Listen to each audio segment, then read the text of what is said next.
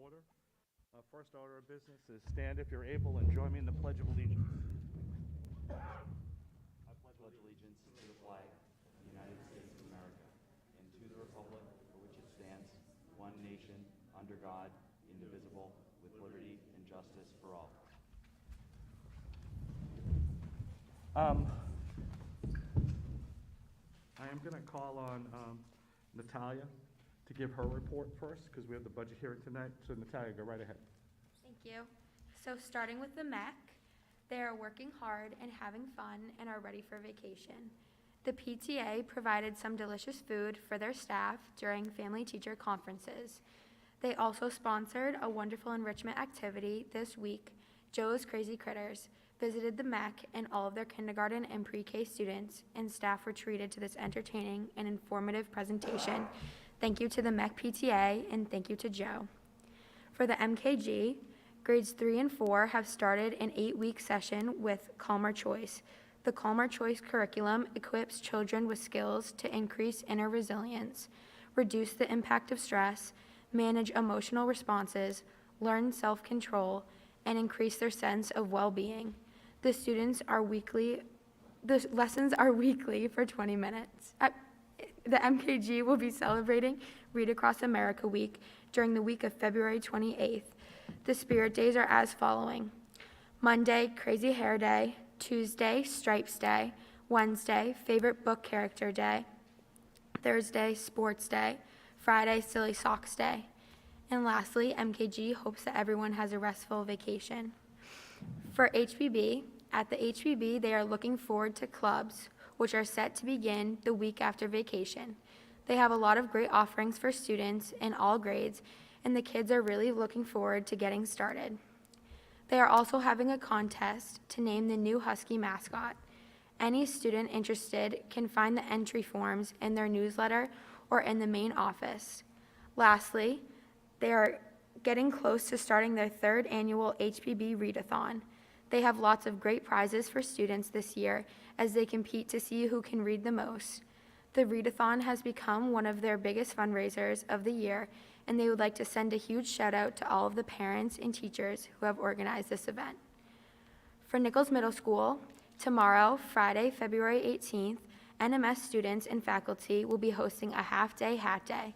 Students may wear a hat for $1 donation that will go to the MSPCA. This event is sponsored by their student council. Nichols Middle School has sent out their annual survey to their families and students. This information will be reviewed by the school council to help plan their school improvement plan.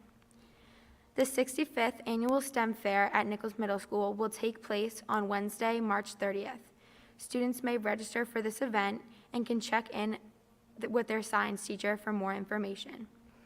The annual NMS talent show is back, and auditions begin on Monday, February 28th. Each act should be no longer than 2 minutes. Lastly, Tuesday, March 22nd, there will be a chorus concert held at 6:30 p.m. on Wednesday, March 23rd.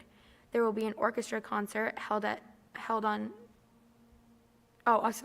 March 23rd, there will be an orchestra concert at 6 p.m., followed by the band concert at 7:15 p.m.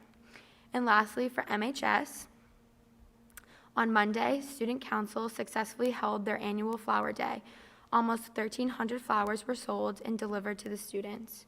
This past Tuesday, MHS Student Council hosted a Powder Tough volleyball tournament.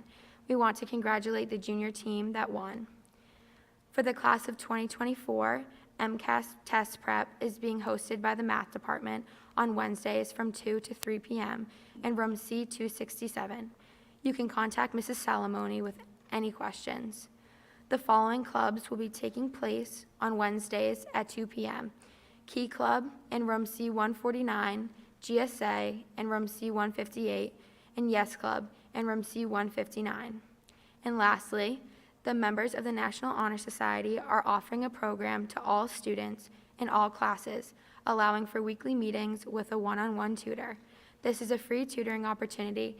Please reach out to Mr. Goldman if you are interested. Questions for Natalia? Mr. Upler. Sure.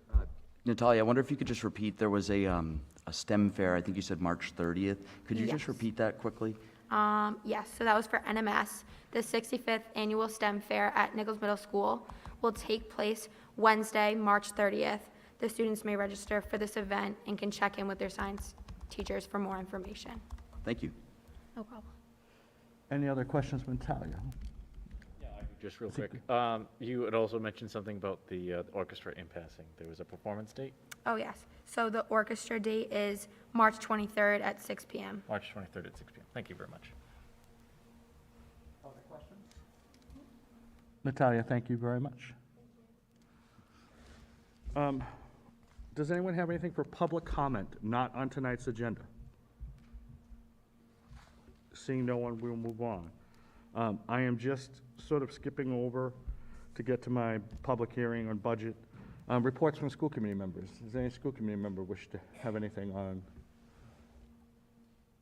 Excellent. Seeing none, then I'm going to skip over again.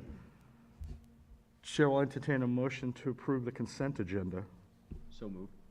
Do I hear a second? Did I hear a second? Second. Thank you. Consent agenda included fundraisers for the high school class of 2024 and 25, fundraiser at Nichols, and our meeting minutes and approval warrants. Any further discussion? Hearing none, all those in favor say aye. Aye. Opposed? It's unanimous. Yeah, is Paul here? Okay, let's do the scholarships, Brian. Thank you, Mr. Chair. Good evening, members of the committee and those in the audience tonight. We annually award hundreds of thousands of dollars in scholarships to our graduates. And each year, a booklet is created, and each year, fortunately, there are scholarships added. And when scholarships are added, the school committee needs to approve those. So we have 4 this evening, 3 of them from the Oak Point Homeowners Scholarship Fund, and 1 separately, which I will detail. The first one is the Oak Point Homeowners Scholarship Fund. It's an art award in honor of Patricia and John Crutchfield, and it's a scholarship in their name. The explanation: in 2021, the Scholarship Association sponsored a contest to design a logo for the organization. The winning entry was submitted by Oak Point residents Patricia and John Crutchfield. John was a 1968 graduate of Middleborough High School, and the couple owns Crutchfield Signs. They have designated the award for a member of the class of 2022 who plans to major in art at an accredited college. The recipient must maintain at least a 2.5 grade point average and submit an official college transcript at the completion of their first semester. Failure to submit the transcript by March 1st, 2023 will result in forfeiture of the scholarship award. The second scholarship, the Oak Point Homeowners Scholarship Fund, the Crowley Law Enforcement Scholarship. Presidents Christopher Crowley and Treasurer Kathleen Crowley of the Scholarship Association have donated a scholarship in honor of both of their families who have served in the military or law enforcement. The recipient should be a member of the class of 2022 who is planning to major in law enforcement or criminal justice. The recipient must maintain at least a 2.5 grade point average and submit an official college transcript at the completion of the first semester. Again, failure to submit the transcript by March 1st will result in forfeiture. The third scholarship from the Oak Point Homeowners Scholarship Fund is the Donald William Porter Memorial Scholarship. Oak Point resident Meg Porter has donated a scholarship in memory of her late husband, Donald William Porter. The recipient must be a member of the class of 2022 who is planning on attending an accredited college. The recipient must maintain at least a 2.5 GPA and submit an official college transcript at the completion of their first semester. And again, failure to submit by March 1st will result in forfeiture. Final scholarship is moving away from the Oak Point. We certainly thank them for their scholarship donations, and is the Mark Mobley Scholarship Memorial. Mark Mobley was born and raised in Middleborough and graduated a proud sachem in 1983. Mark attended Bridgewater State University, GTE Sylvania Technical School, and Worcester Polytechnic Institute, where he majored in computer electronics and business management. Following a successful 12-year career at the J.L. Hammett Company in Braintree as the technology manager, Mark was hired by the Middleborough Public Schools in the then newly formed technology department. He continued his career in Middleborough for 25 years. Mark suddenly passed away in his sleep on January 25th, 2020. This scholarship is in loving memory of a very special man. Mark was dedicated to education, technology, and the Middleborough school system. He volunteered on several town committees for over 25 years to help ensure that the town and schools would have the best advanced technology systems available. Mark was an integral part of the development of the technology implementation plan during the building of the Nichols Middle School and the new Middleborough High School. This scholarship will be awarded to a graduate or graduates of Middleborough High School who choose to continue their education in the technology field at an accredited college or trade technical school. Please share an essay with us as to why you chose to enter the technology field and why you should be awarded this scholarship. So to all these scholarships and these folks who donated these scholarships and the memories in whom they're left, we do appreciate it very much so, and it's up to the school committee this evening to perhaps comment and then vote. Thank you. Chair would entertain a motion to approve the 4 scholarships outlined by the superintendent. Do I hear a second? Second. Discussion. I do want to say a couple of things. One, first and foremost, that over and over again, the good people of Oak Point continue to honor the students of Middleborough in a wide variety of ways, scholarships just being one of them. So we do fundamentally appreciate them doing this, and they consistently add more each year, so we're very thankful for that. I would also remind people that generally speaking, each year, the people of Oak Point run their yard sale, and the yard sale is the primary way in which they fund these scholarships. So it's important that people go to the yard sale and are a part of it. And I know, for example, many of the Middleborough teams help out at the yard sale in order to do that. And the second thing is, I had a great opportunity to work with Mark.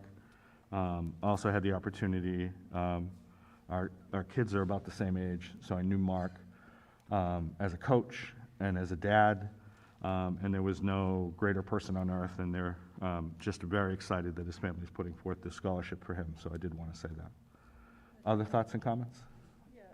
Teresa. Just to reiterate that, Mr. Mobley was a good family friend for many, many years. He lived across the street from my family, so I'm really pleased to see this. He was a fantastic man, and this is really great to see, so I appreciate all of those scholarships, but especially this one for myself. Thank you. Mr. Oakley? Yeah, Mr. Chair, I just wanted to add, we don't get a lot of opportunity to thank, I think, the folks that provide these, and whenever they come up, I'm always kind of blown away by the folks at Oak Point that put forward these scholarships. I know a bunch of folks at Oak Point, and for the most part, the folks I know there don't have kids in the school system, and yet they still go above and beyond to provide these opportunities, and so just appreciative and for everything that they do, and a huge thank you to all of them. Any further comment? Any comment at all? Seeing none, motion on the table is to approve the 4 scholarships. All those in favor say aye. Aye. Opposed? Chair votes aye. It's unanimous. Thank you. Thank you. I have 1 minute left. I think I'll just go to... I think I'll just wait out my minute. School calendar? Yeah, no, school calendar will be a longer discussion, so we'll just wait out the minute. We'll just wait. You want to start about the high school project, building project? Yeah, but just a quick update that the project will continue in the spring. Right now, we're working on punch lists. There'll be a number of contractors in the building next week working on punch list items, and we'll continue to do that. It's a lengthy list, and we'll work on that as supervised by our owner's project manager, Christy Murphy, and Kate Schroth at Compass Project Management, and they'll be supervising that, and I know that Fontaine Brothers will be here and be working on that all next week. So hopefully that will be something that is productive next week, and we can get that punch list down even further. Thank you. I'm going to hold questions for later because it's 7:15. So at this point, I will put our meeting in hiatus for a minute, and I will call to order the public hearing on the budget for the Middleborough School Committee. In accordance with the law, the budget hearing has been posted in the local newspaper, which I still don't understand why we still have to do that in that day and age. The budget was available online for people to look at, and also in accordance with the law, it was available a hard copy in the office for people to look at. So with that, I will turn the budget hearing over to the superintendent and the business manager, and so thank you. Thank you, Mr. Chair, and once again, good evening. As you mentioned, in accordance with Chapter 71, Section 38 of the Mass General Laws, the Middleborough Public School District tonight will hold, or is holding, a public hearing on its proposed fiscal year 2023 budget. We have with us tonight the Director of Business and Finance, Sarah Hickey, who's going to bring us through this budget. I would like to first acknowledge the folks that have worked on this. Ms. Meg Janess, Ms. Teresa Farley, members of the school committee, were on the budget subcommittee, worked very hard on this, many hours of detailed work. I'd also like to thank all the administrative staff for putting their budgets together at each school with their assistant principals and coordinators, and thank all those people, and mostly Sarah for the work that she has done and the work that's required in putting a budget that is basically capped over a little bit over $40 million this year. So I then hand it over to you, Sarah, and welcome you, and please. Thank you, Superintendent Lynch, and thank you, school committee members. In my presentation, I'm going to start with an overview of what the presentation is going to look like tonight. I am going to talk about per pupil expenditures and give you a comparison of Middleborough to other districts.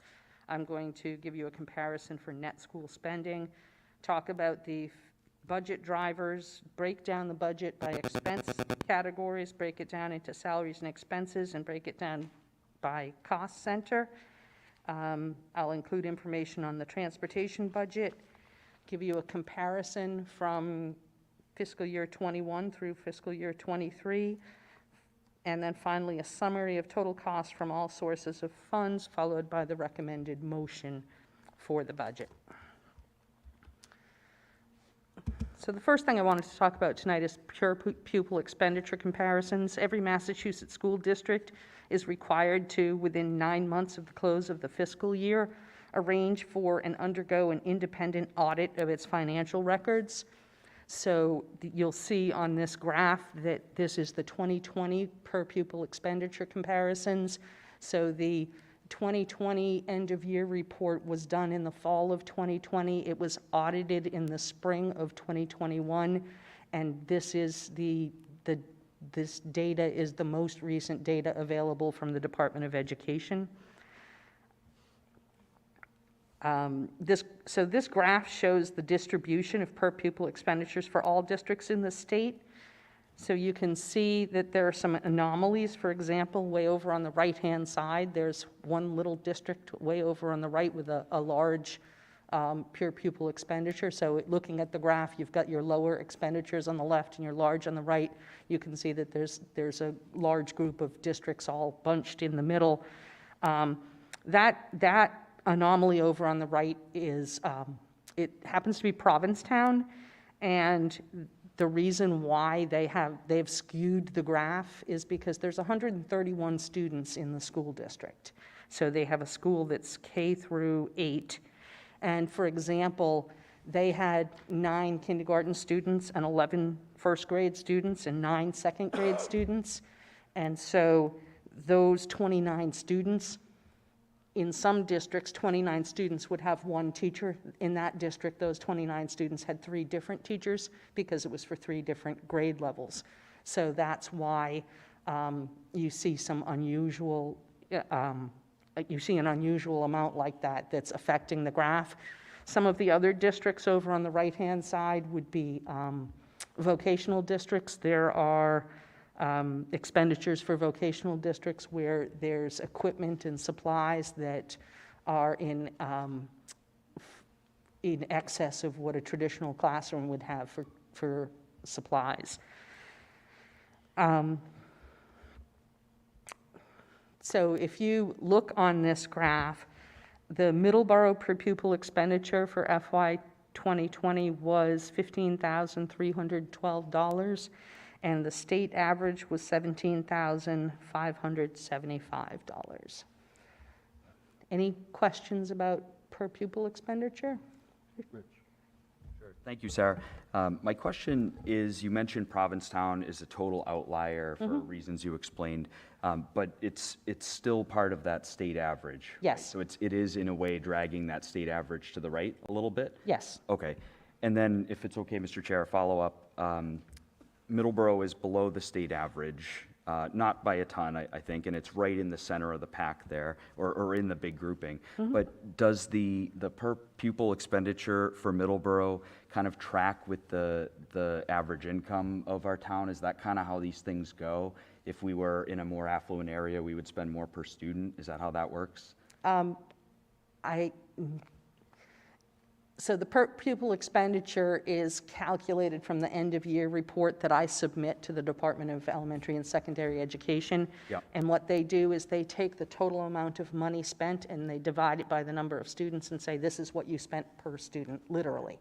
And so some affluent districts may choose to spend more money, and then their per pupil expenditures naturally would be higher. So Got it. there are some of those districts over on the right-hand side of the graph, your Westons and Yep. districts that are, as you described, more affluent. Sure. So, and Mr. Chair, just one final. So if next year, miraculously, the Board of Selectmen approved a 25% increase in the school budget and we used it to maximize opportunities, our per pupil cost would go up? Yes, Okay. yes. Thank you. Well, no, not necessarily.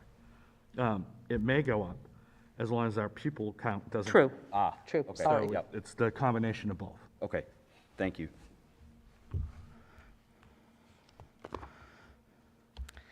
So the next thing in my presentation is net school spending. Net school spending is the actual amount of money spent towards operating costs for a public school district relative to the foundation budget. This funding requirement is one of the major differences between the school department and every other department in Middleborough. No other municipal department has a specific funding requirement, due in large part to the fact that no other municipal department's service is guaranteed by the state constitution. The school department also tends to be the largest portion of the municipality's budget. Not every penny spent on public schools counts towards net school spending. Only operating expenses from the general fund expenses, salaries and wages, and municipal indirect costs are considered net school spending eligible.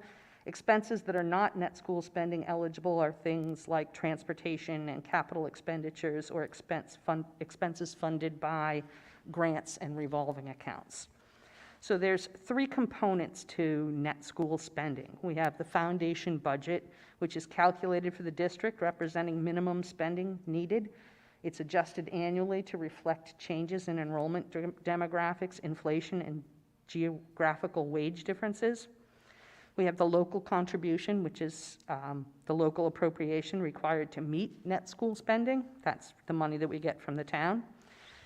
And Chapter 78 is the share of the foundation budget funded by the state. So the law was passed in 1993 as part of the Education Reform Act that created Chapter 78.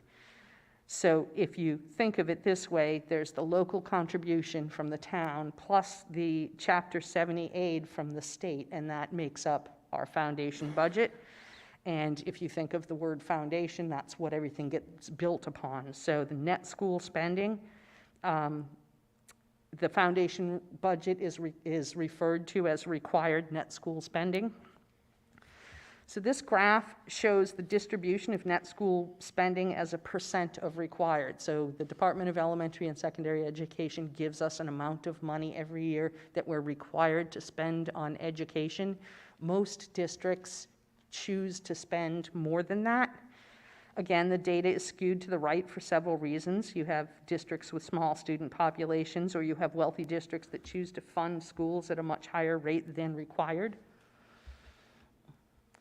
So the net school spending budget as a percent of required for Middleborough was 125.7%, and the state average is 131.7%. Questions about net school spending? Sure. It's actually more of a statement. I just wanted to point this out. I think the two graphs combined paint a really nice picture of what's going on here in Middleborough, because I just did some quick math, and on the per pupil expenditure, we are 87% of the state average, so we're below it. But on the percent, spending as a percent of required, we're only 95% of the state average, so we're very close. So I think that what that means is that we're very lucky to get good funding from our town Yes. to run our schools, because we tighten that gap when it comes to percent over required. So I just wanted to point that out. I think that's awesome. There are 2 districts that spend below 100%. I'm thankful that we're not one of those. The conversation where the state says you must spend this amount of money and the district doesn't for some reason is not a conversation I want to be a part of, but there are districts in the state that are under state takeover for various reasons, and that could be one of them.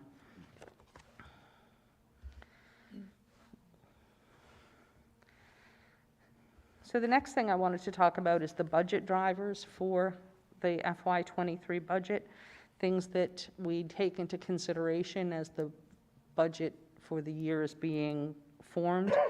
There are requirements from the Department of Elementary and Secondary Education that we have to meet. For example, they say you have to have a nurse for this many students, so, or you need to teach these courses in order to give a diploma. So those would be requirements from the Department of Ed.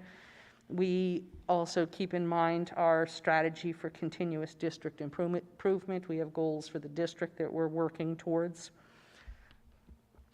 We keep in mind the work that needs to be done in teaching and learning and assessment. The way you move students forward is through quality teaching. That's where their learning comes from, and we need to assess to see that the learning is happening.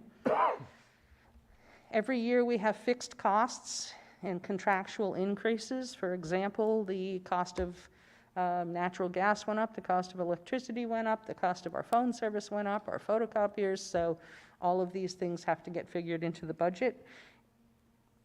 In Middleborough, we provide transportation for all students, so that is factored into the FY23 budget.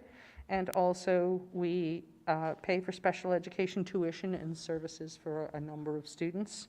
So these were all the things kept in mind during the budget creation process. So over the next group of slides, what I'm going to do, our operating budget was $37,035,907. And what I'm going to do over the next group of slides is I'm going to take that amount of money, which is our proposed operating budget for FY23, and I'm going to break that up in 3 different ways so that we can look at the school from essentially through 3 different lenses.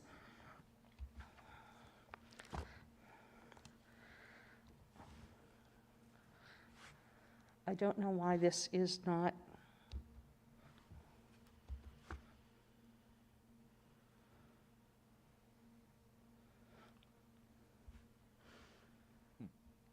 Adam, are you around here?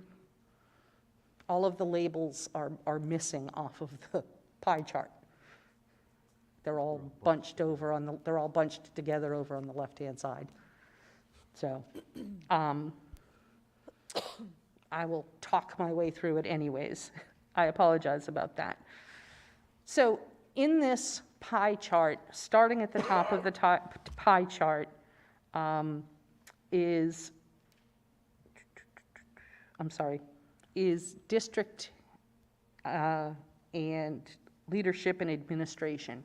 So this view, hi Adam.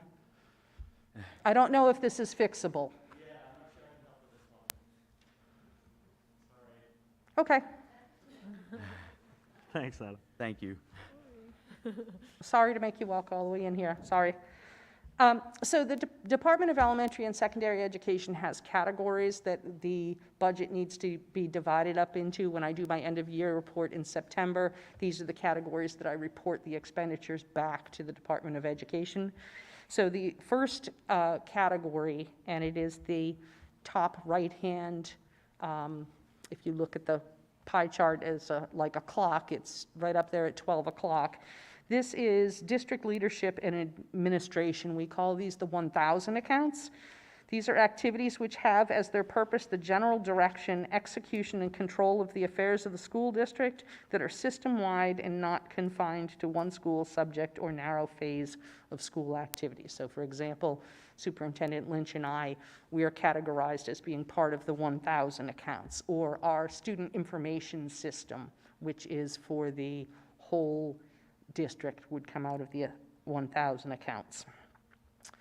The 2,000 accounts is this large piece of the pie chart, and that is instructional services. So if you think about what we do as a school system, we teach students, it's called instruction. So the 2,000 accounts, instructional services, are instructional activities involving the teaching of students, supervising of staff, developing and utilizing curriculum materials and related services.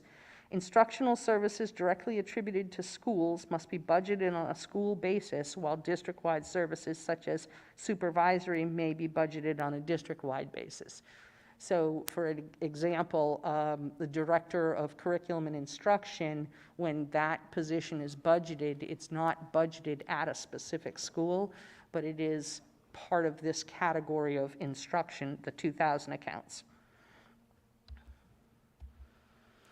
The 3,000 accounts are other school services. These services are other than instructional services, including attendance and parent liaison services, health services, student transportation services, food service, athletics, other student activities, and school security.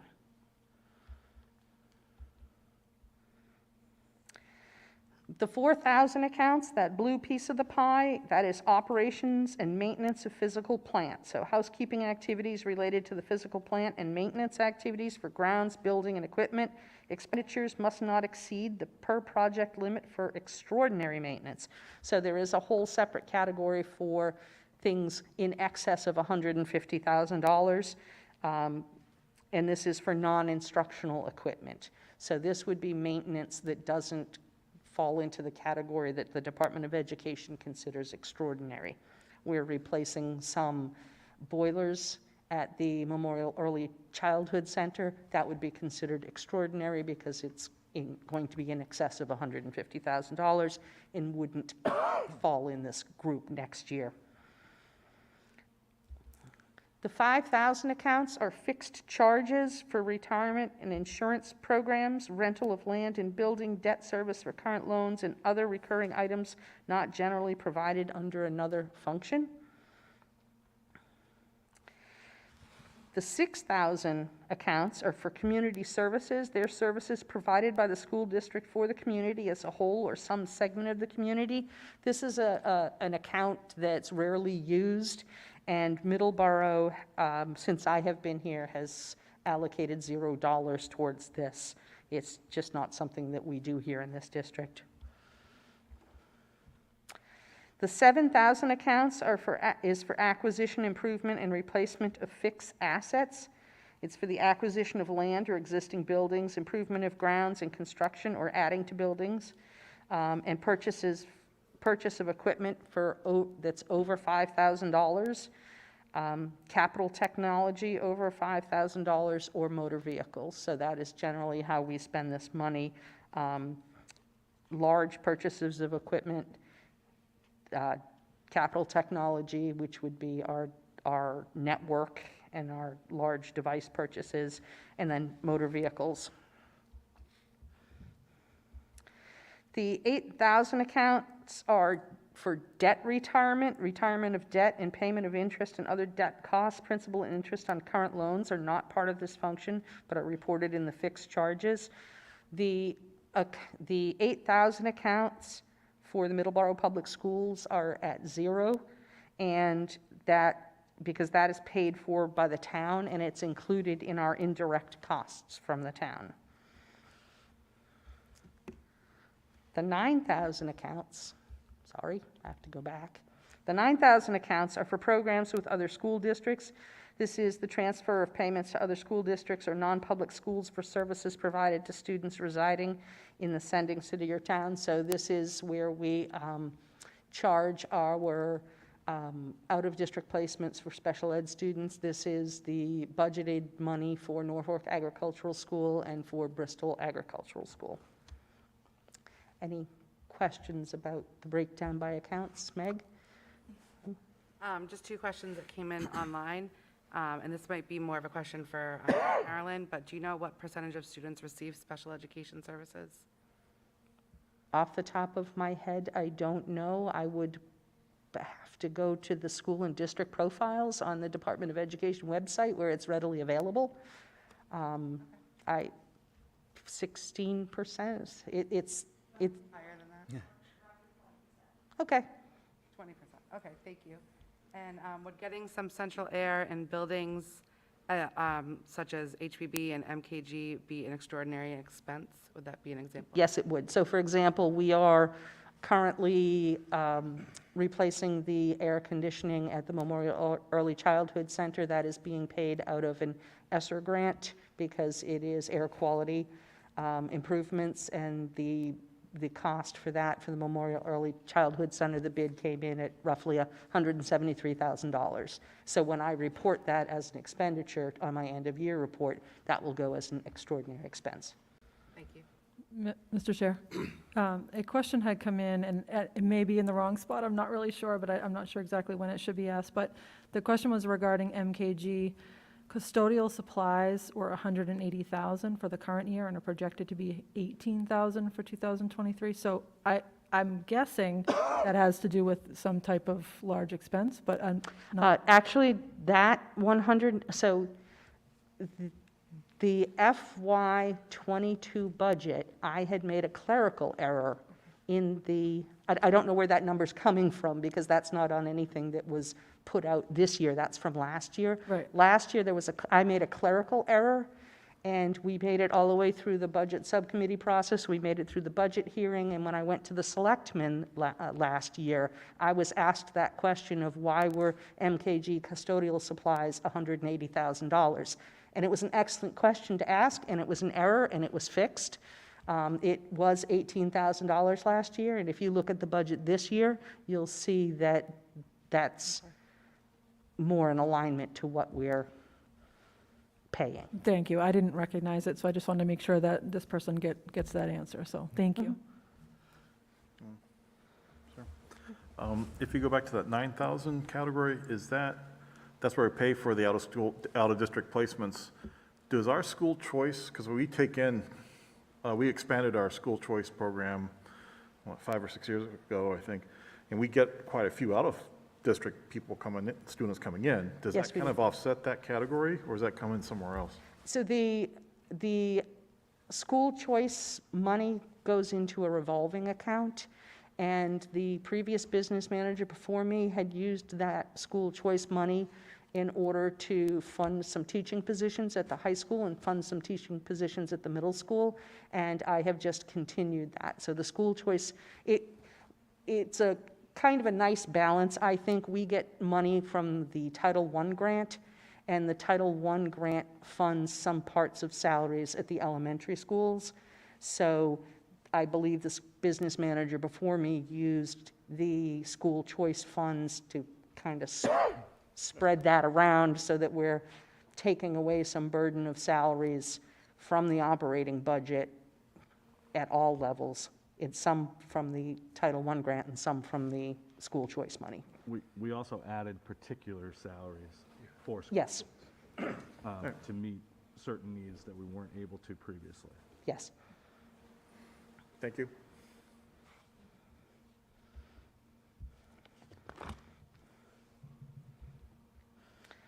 So the next view I'm going to give you of the budget divides the budget up really into two categories. In my office, I have a person who works in payroll. She deals with salaries. I have a person that works in accounts payable. That's expenses. So the next view of the budget essentially is divided up into salaries and expenses. So for expenses, we have contractual services, supplies and materials, other expenses, utilities, and tuitions. So our salaries, you can see, $30,888,233. That is 83% of our budget this year. So that is that large portion that you saw previously was our instructional services. So if you look at this visually, I'm glad that labels work on this graph. If you look at this visually, you have that big orange piece of the pie, which is the salary piece of the pie. And so this is the visual representation of the $37,035,907 as the salaries and expenses. Questions about this part of the presentation? Mr. Chair, a question came in regarding the district leadership under salaries for tech admin and tech facilitator. It says they're removed from the 2023 budget. Have these positions been removed from the district, or have they been reabsorbed elsewhere? The tech director, the coordinator of technology, is funded out of the ESSER II grant for this year and out of the ESSER III grant for next year and the following year.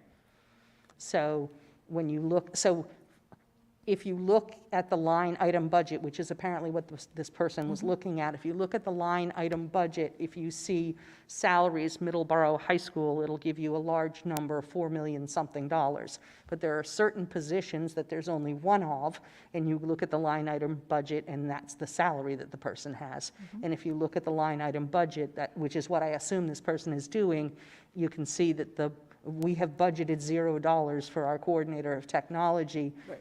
That doesn't mean we don't have a coordinator of technology. That's just being funded by another funding source we have available. Thank you. And a couple others, if you don't mind. The middle school guidance adjustment counselors, are we adding more adjustment counselors in lieu of a school psychologist? The line items differ, suggesting less school psychologists on hand, but possibly more adjustment counselors. So my understanding is there is a shift at the middle school that is happening with the retirement, and the staffing was asked to be allocated differently for this upcoming year than it was last year. Okay. And one more question regarding salaries. For long-term substitutes, are our allotted budget amounts on par to the actual cost of long-term substitutes year over year?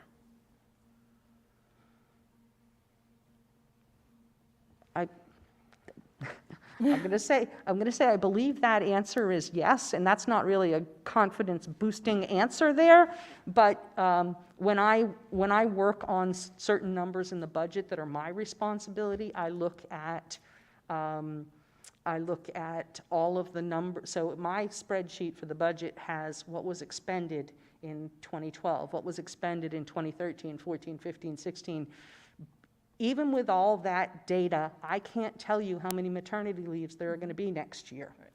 And so there are certain things in the budget that really are kind of a shot in the dark, and we might have more teachers out on long-term leave in one school and then in another school, but overall, I'm confident that the numbers for substitute coverage overall will cover. Two more questions, sorry. For the summer ESPs, there is a significant increase from last Yes. year in the budget line. Is that due to more summer programs being available to help kids who are behind and need help due to COVID? That is not. Carolyn Lyons, Director of Pupil Personnel Services, and myself had a conversation about the use of our IDEA, Individuals with Disabilities Educational Act funding. We get a significant amount of money from the federal government every year, and those monies had been allocated in the past towards salaries of teachers and salaries of ESPs. And when you pay teachers and ESPs or paraprofessionals classroom support with the money, then you have to set aside money for retirement out of that as well. And so in the past, that grant has been used for salaries, administrator salaries, teacher salaries, support salaries, for supplies, for contractual services, for professional development, for special education. And what we had decided to do this year is to take the amount of money that we would have spent in 150 different directions and put it all towards special education tuitions. So we will be able to essentially spend down the grant in 3 payments to out-of-district placements, which just makes working with grants much easier. So for example, when I started here, there were 9 or 10 grants every year. We had 27 grants last year. This year, we have even more. So to be able to take one grant and say, instead of spending this $115,000 on the extended school year program staffing, to move that to tuitions, and then take the tuition piece out of the operating budget and move, and it was a paperwork win for the business office. All right, last one. With the proposed budget for 2023, do you foresee there will be any significant cuts to educational staff, programs, or departments? Not in 2023, no. Thank you. Sort of lost place of where I was. Can you give some examples of what contracted services are?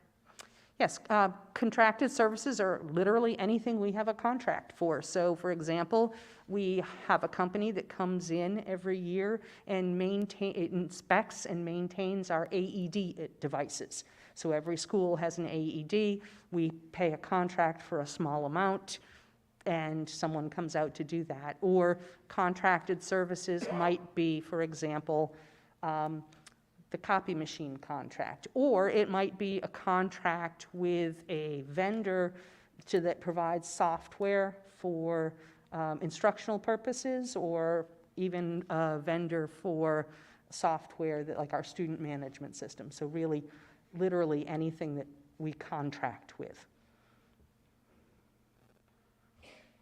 Chair? Just a question for you on the superintendent line item budget.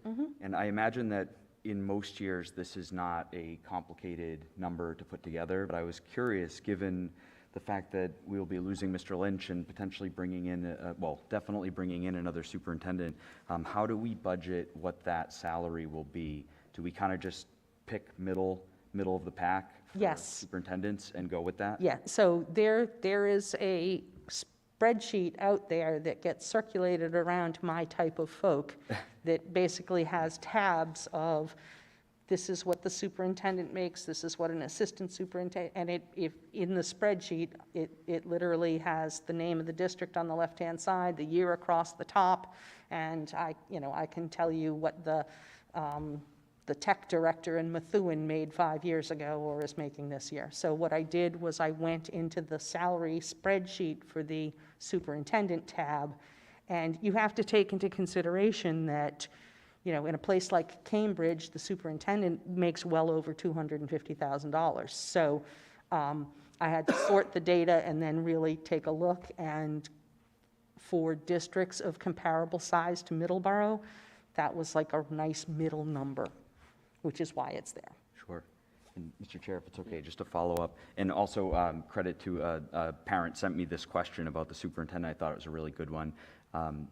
If we end up hiring either a more senior person than that 180 represents, or a more junior person than that 180 represents, I imagine that we can move things around to make that Yes. work mid-year, right? Yes. Okay. All right. Thank you very much.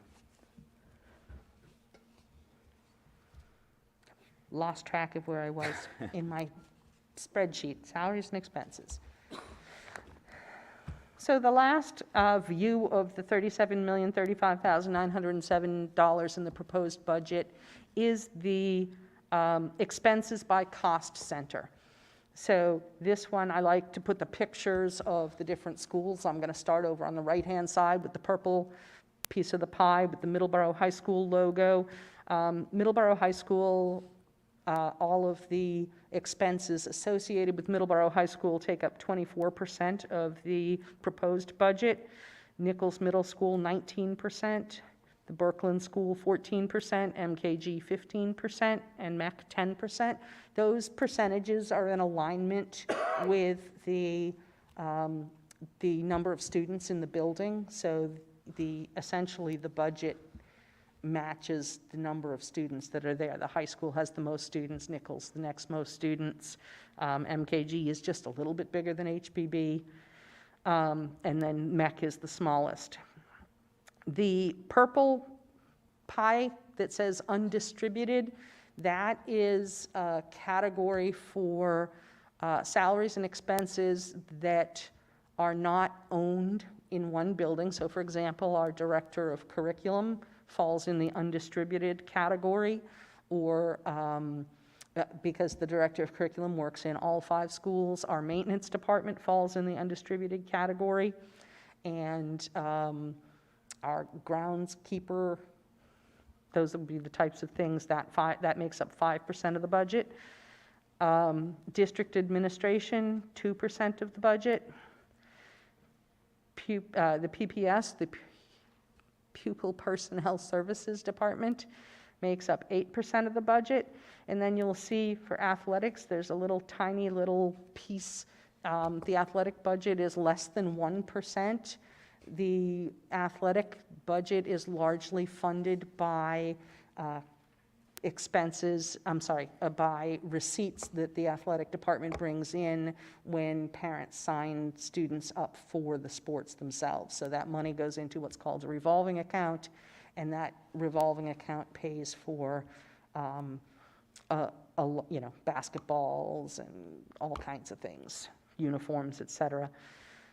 The last thing I wanted to talk about is the tech department. You'll see that the tech department budget is 2% of the total, and I always like to point out that there is money spent on technology that belongs in the school. So the tech director actually gets the most complicated budget because they have a say in line items for many different places. For example, in this year's technology budget, there is money to purchase laptop devices for next year's freshman class, and that money is actually in that light purple Middleborough High School piece of the pie.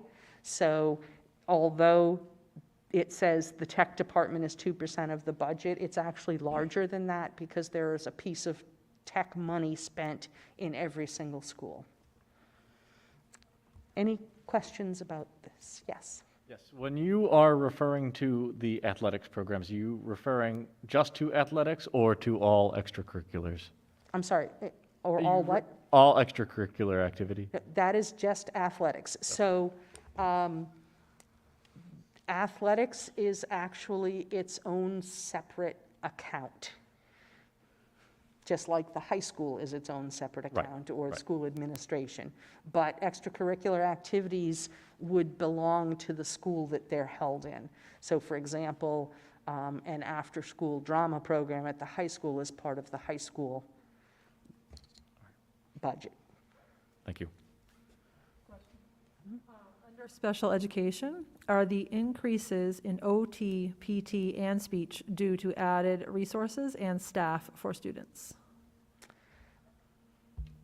There are increases in those because we chose to move staff out of the grant that was funding staff and move the full salary into the operating budget, and then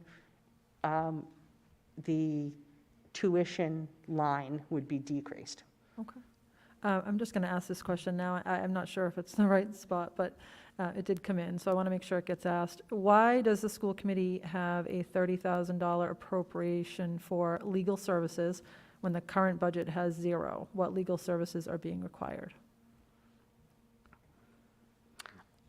Last year, when I put in, so the legal services are, for example, the representation for during negotiations. Last year, I put that in the business office line by mistake. So I apologize. As the years go on, I feel that I'm getting better at my job, but part of getting better at my job means I have to fix things.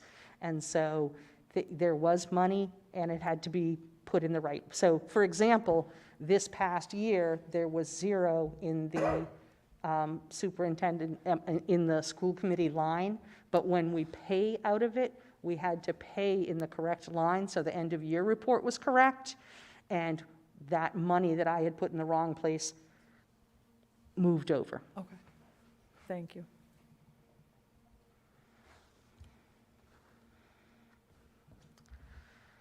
So the next thing that I'd like to talk about with the budget is the transportation budget. The transportation budget is actually a piece of the town budget. Superintendent Lynch and I meet with all of the department heads in the town in December, and I have to submit the transportation department to the transportation department budget to the town manager in December. So these numbers here are the numbers that the town manager has initially approved for the school. That would be $2,448,600 for regular education transportation. That would be our big buses, the large yellow buses that you see driving around. $35,300 for vocational schools. That's our transportation to Bristol County Agricultural School and Norfolk County Agricultural School. There's $680,000 for minibus salaries, $190,500 for minibus expenses, $46,000 for crossing guard salaries, $200,000 for special ed contracted services. Sometimes there are more students than we can actually put on our vehicles, so we need to get a private vendor to come out and transport our students, so that's what that money is. $100,000 for the for homeless transportation. That's we have to provide that under the McKinney-Vento law. $100,000 for foster care transportation, for a total transportation of $3,800,400.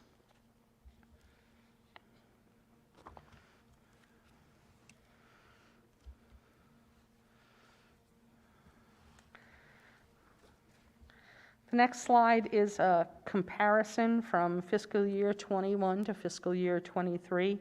Again, the numbers down the left-hand side, that's the Department of Education chart of accounts. Those are those categories that I went through with you for administration, instruction, school services. What I did was I gave you the last 2 years of expenditures in these categories. And then this is the proposed FY 2023 budget with the total operating budget of $37,035,907. You can see that the difference from FY 23 to FY 23 minus FY 22 on the right-hand column. One of the things I want to point out is in the administration line that that doesn't just cover the superintendent's office, it also covers the business office. So there's a reason why the difference between the 2 years is so small. Not only do we have our superintendent retiring and we're estimating salary for a new superintendent, but over the past year, we have had 2 payroll clerks. Our payroll clerk, Paula Reyna, who has been with the Middleborough Public Schools for many years, is retiring in a few weeks, and payroll is a hugely important job, and I was allowed to bring in somebody in September to learn the ropes, essentially.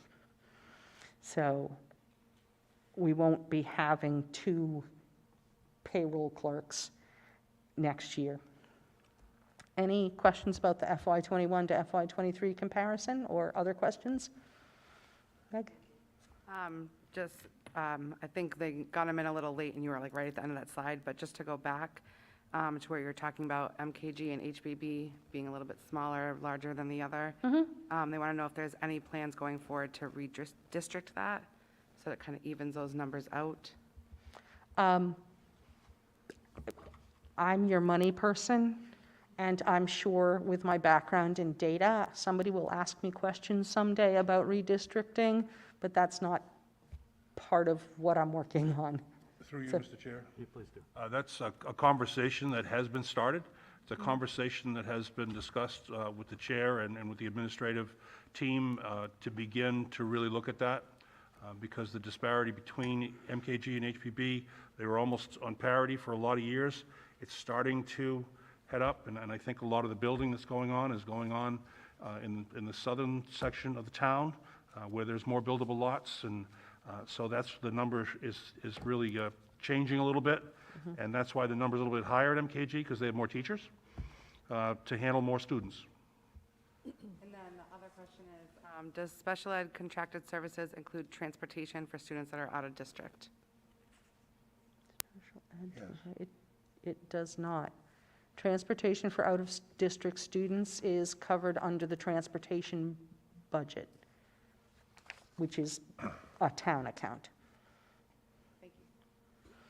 So going back to this slide, you can see in the bottom right-hand corner, for programs, which is tuitions to other districts, there's a negative there. That's what I was talking about before, where we decided to pay money for tuitions. So we're actually allocating less money towards tuitions in FY 2023 from the operating budget, because it will be coming out of the IDEA grant when that grant is written.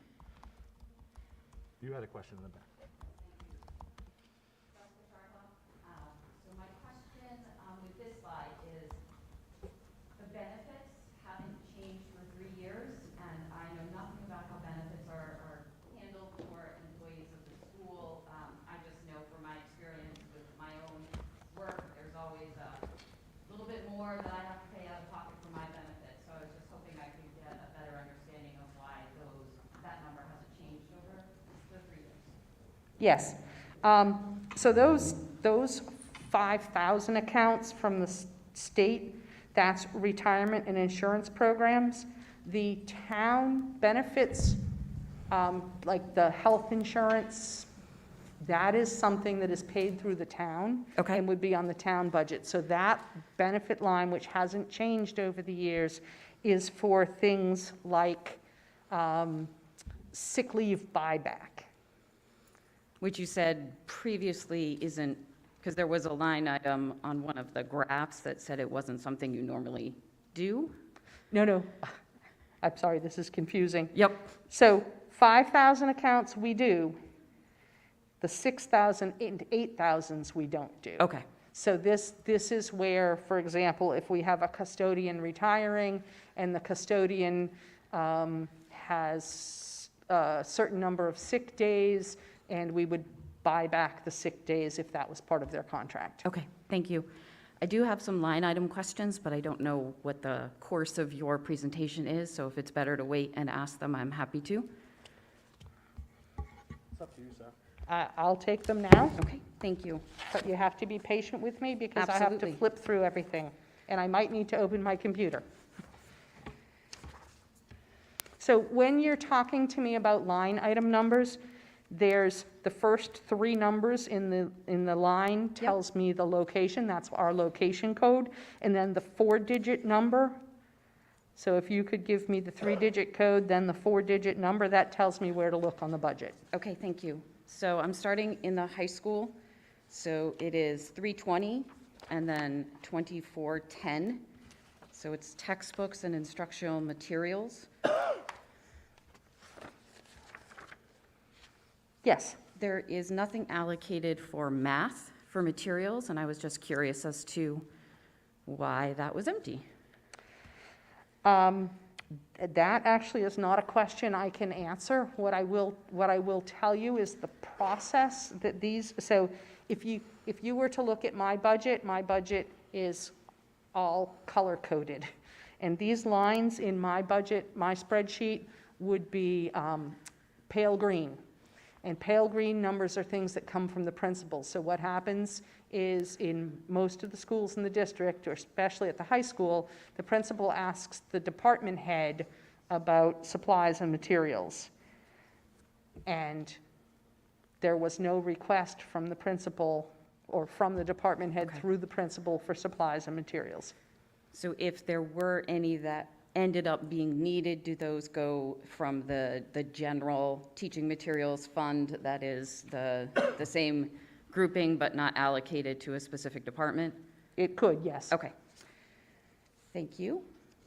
I would point out too, though, that there's multiple line items in the account.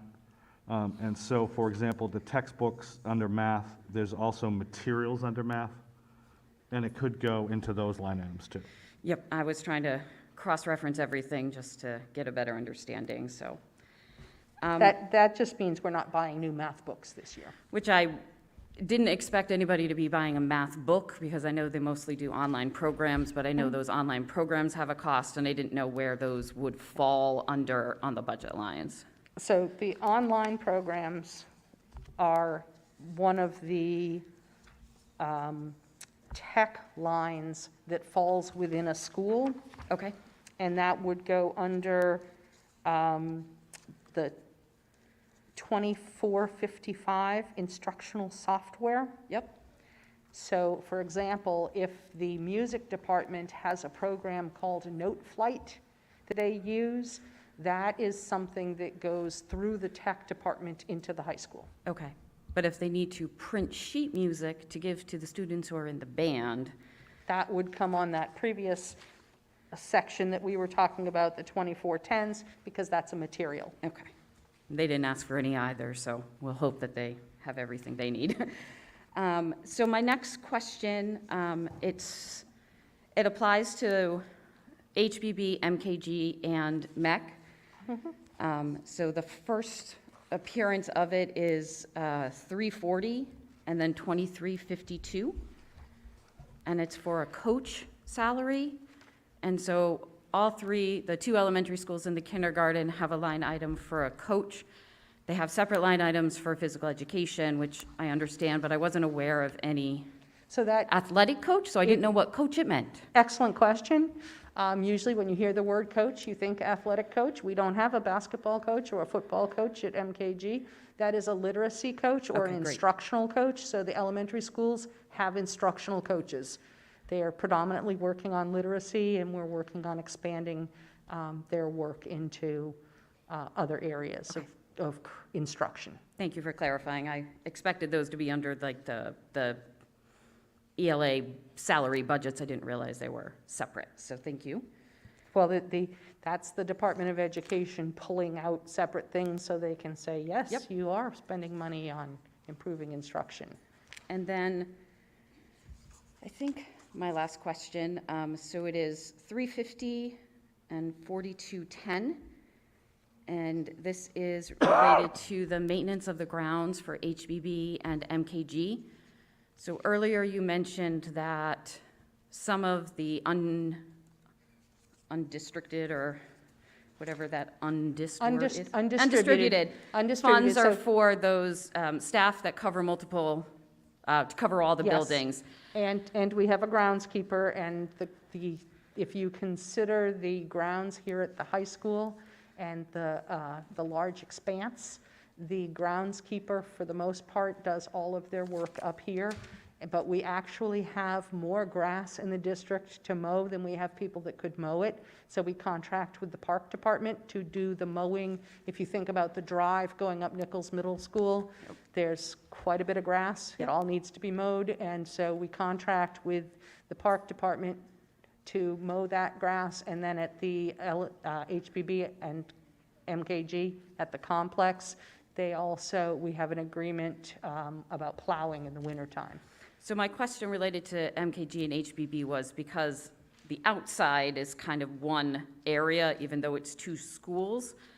How, do they equally share budget allocations towards those expenses? I don't imagine you have one plow driver hired for one school and one for the other, and they have a line in the middle that they stop at. So I just was curious how to So, that. for example, if there's $5,000 for mowing, for contracting for groundskeeping at the complex, we charge $2,500 to one school and $2,500 to the other. That makes sense. Thank you.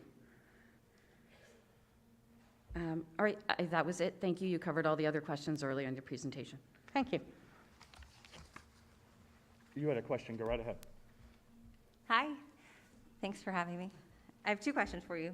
The first is, how do you get more budget assigned towards capital improvements like the lighting outside MKG and HBB and parking lot, like restructuring and whatnot? I'm sorry, I missed a good portion of what you said. Could you step closer to the microphone? Yes, ma'am. Thank you. How do you go about increasing the funding or the budget available for capital improvements on the lighting, for example, at HBB and MKG, or the parking lot situation where it's filled with potholes and stuff? Does that ever come under this budget we're looking at, or does that have to be separate through the town? So It could come under this budget that we're talking about, but it usually doesn't. So we have a capital plan, and there are different things that we bring to the town every year. So for example, I don't know how much walking around you've done at the back of the complex, but over the past 2 years, the entire back of the complex was paved. And part of that paving project also involved actually restructuring the parking area to create, so it wasn't just paving, it was paving and creating some more grass space for students to play. And then that project was completed last summer, as well as the top half of the drive to Nichols Middle School. And the plan is to pave the front of the complex this summer, and the bottom half of the drive at Nichols Middle School as soon as they're finished the water tower project. Thank you. My second question is, if funds aren't used from a particular budget, who oversees the spending of that, or does it have to be revoted on? Do you mean, for example, if we say there's $20,000 for math textbooks at the high school and they don't buy them? Yep, that's one example, or a particular salary that you don't end up completely using, or an expenditure such as busing or something that we didn't use because we were all remote, and where does that money end up going? Who gets to oversee the spending of that? That gets overseen by the school department. So for example, if we budgeted a certain amount of money for the for a position in the technology department, and that person is now our coordinator of technology, and that money was just in the budget and was going to be unspent this year. And then we had a need for replacing all of the walkie-talkies in the district, and that was a source of money that we could use. Okay, so as long as it's under the same sort of general heading, that department or whomever gets to make those decisions on spending? Not necessarily. Schools are different in the Commonwealth of Massachusetts. When you go to town meeting, if you see the school budget's generally one line item. Town meeting votes a number to the schools, and the schools can disperse that money the way they want to. This is really, when we have the budget here and we outline how we intend to. But there is the ability in the school system, unlike any other town department, to move funding around if they need to. So, for example, a lot of times that when we've done in the past to move money has really been around, we plan now. So what we're essentially doing is planning for the start of the school year now, which is 6 months up, right? So if over the summer we get a number of kids who move into district who have special needs and need different placements, we by law have to fund those placements. So we have to first look at our budget to see if there's things that we can take out and move around to, or do we have to go to the town for more money? In the past, we've always done it through our budget. The other piece happens occasionally when we have an expectation of what we're going to have, for example, in the MEC for kindergarten students. Again, September hits, we end up with 30 more kids. We know that has to mean another teacher, that type of thing. So we have the ability to move money around. A lot of towns, the rest of the town departments don't. They actually have to go back to special town meeting and ask for a transfer of money. The school department doesn't, primarily because town votes in that one line item. Okay, thank you. No problem. Mr. O. Mr. Chair, I just wanted to follow up on that question. I think I understand the premise of it is kind of like what happens if we budget $300,000 for something and we don't use that at all. One of the duties of school committee is to approve the budget. Is there a certain threshold above which it should come back to us before it's reallocated? Well, we always bring those reallocations back to the committee if there's really any reallocations to be done. I think most of the time thankfully it hasn't really been done in sort of in the way sort of emergency needs lately. I can think about 3 years ago, Sarah, when we did have an additional So- $1 million increase? Ah, right. So, $1 million increase, which, The special tuitions. so we did have in the fall of 2019, 9 students move into the district that had out-of-district placements. We were, Superintendent Lynch and Mr. Young and myself were preparing an article to go to town meeting to ask for money because we didn't have enough money to pay for these out-of-district tuitions. And this is probably the only time you're going to ever hear this, but I'm thankful for the COVID virus because it shut the district down, and when the district was shut down, I negotiated significant savings on the transportation contract with First Student. We didn't pay spring coaches, and we ended up actually having enough money in the school budget to cover the amount of money we were going to be asking for, and we had some extra over and above that. And so what we've done for the past 3 years, when we have had extra money at the end of the year, we have prepaid special ed tuitions. So we can pay up to 1 year ahead for public and private placements, and that's where we have been allocating money. And through you, Mr. Chair, last year, because of the Plymouth County COVID money, we were able to put in for a lot. We bought a bunch of desks. We put in for reimbursement. We bought some computers, 2,000 computers, that were purchased by the COVID money. So that money was in the operational budget. And at the end of the year, that wasn't used. So we turned it back to the town. And we turned it back to the town to the tune of about $1 million last year. That won't happen again, certainly, probably because the COVID money has dried up at this point. But that's just an example. If it's undistributed at the end of the year, it goes back to the town. A regional school district can carry it over. We obviously operate as a municipal school system, so we have to turn it back to the town. And it's called revenue sharing. It goes back into free cash, and it's once certified as free cash. And that can be used for other projects, for instance, the DPW facility, et cetera. So, And we've turned back funding each and every year, just because some of it is, when you get to the end of the year, there are things that you were expecting to spend that didn't happen, in a wide variety of areas. Awesome, thank you. Other questions? I do have a couple of things. One, I want to point out, somebody had asked before about would we be reducing any positions or anything like that? One of the primary reasons we are not reducing positions or anything like that is we get additional funding. There are still extra funding, for example, through ESSER and a wide variety of accounts like that. When that money dries up, we have to take a hard look at a lot of positions and where positions are. For example, we know we need a tech director. The director of tech's not in the budget. And we are funding some things through other means. For example, we've used the choice account to fund teachers and positions. If you look at projected enrollment numbers, we're not going to be doing that. We have about a 50 student jump in the high school. We're not going to be able to have choice available in the high school. And choice runs down the line.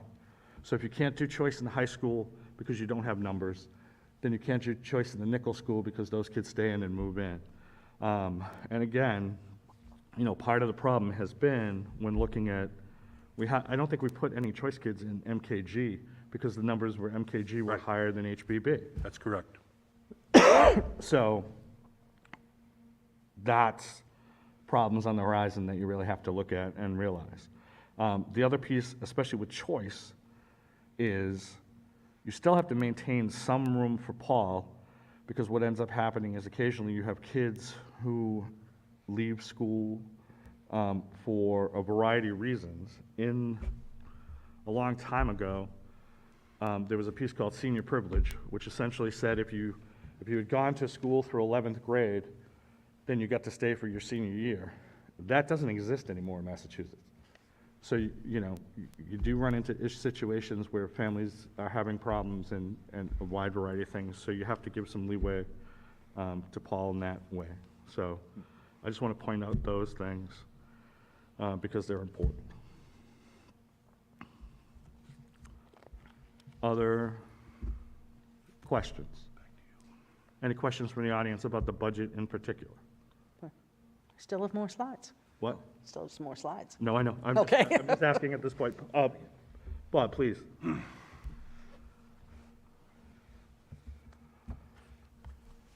Good evening, Mr. Chairman. Bob Sullivan, Cedar Street.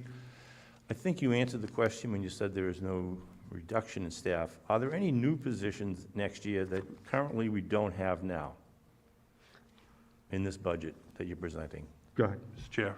We have not firmly established those, Dr. Sullivan. However, we are looking at the needs of the district. As an administrative team, we've gotten together to look at our numbers.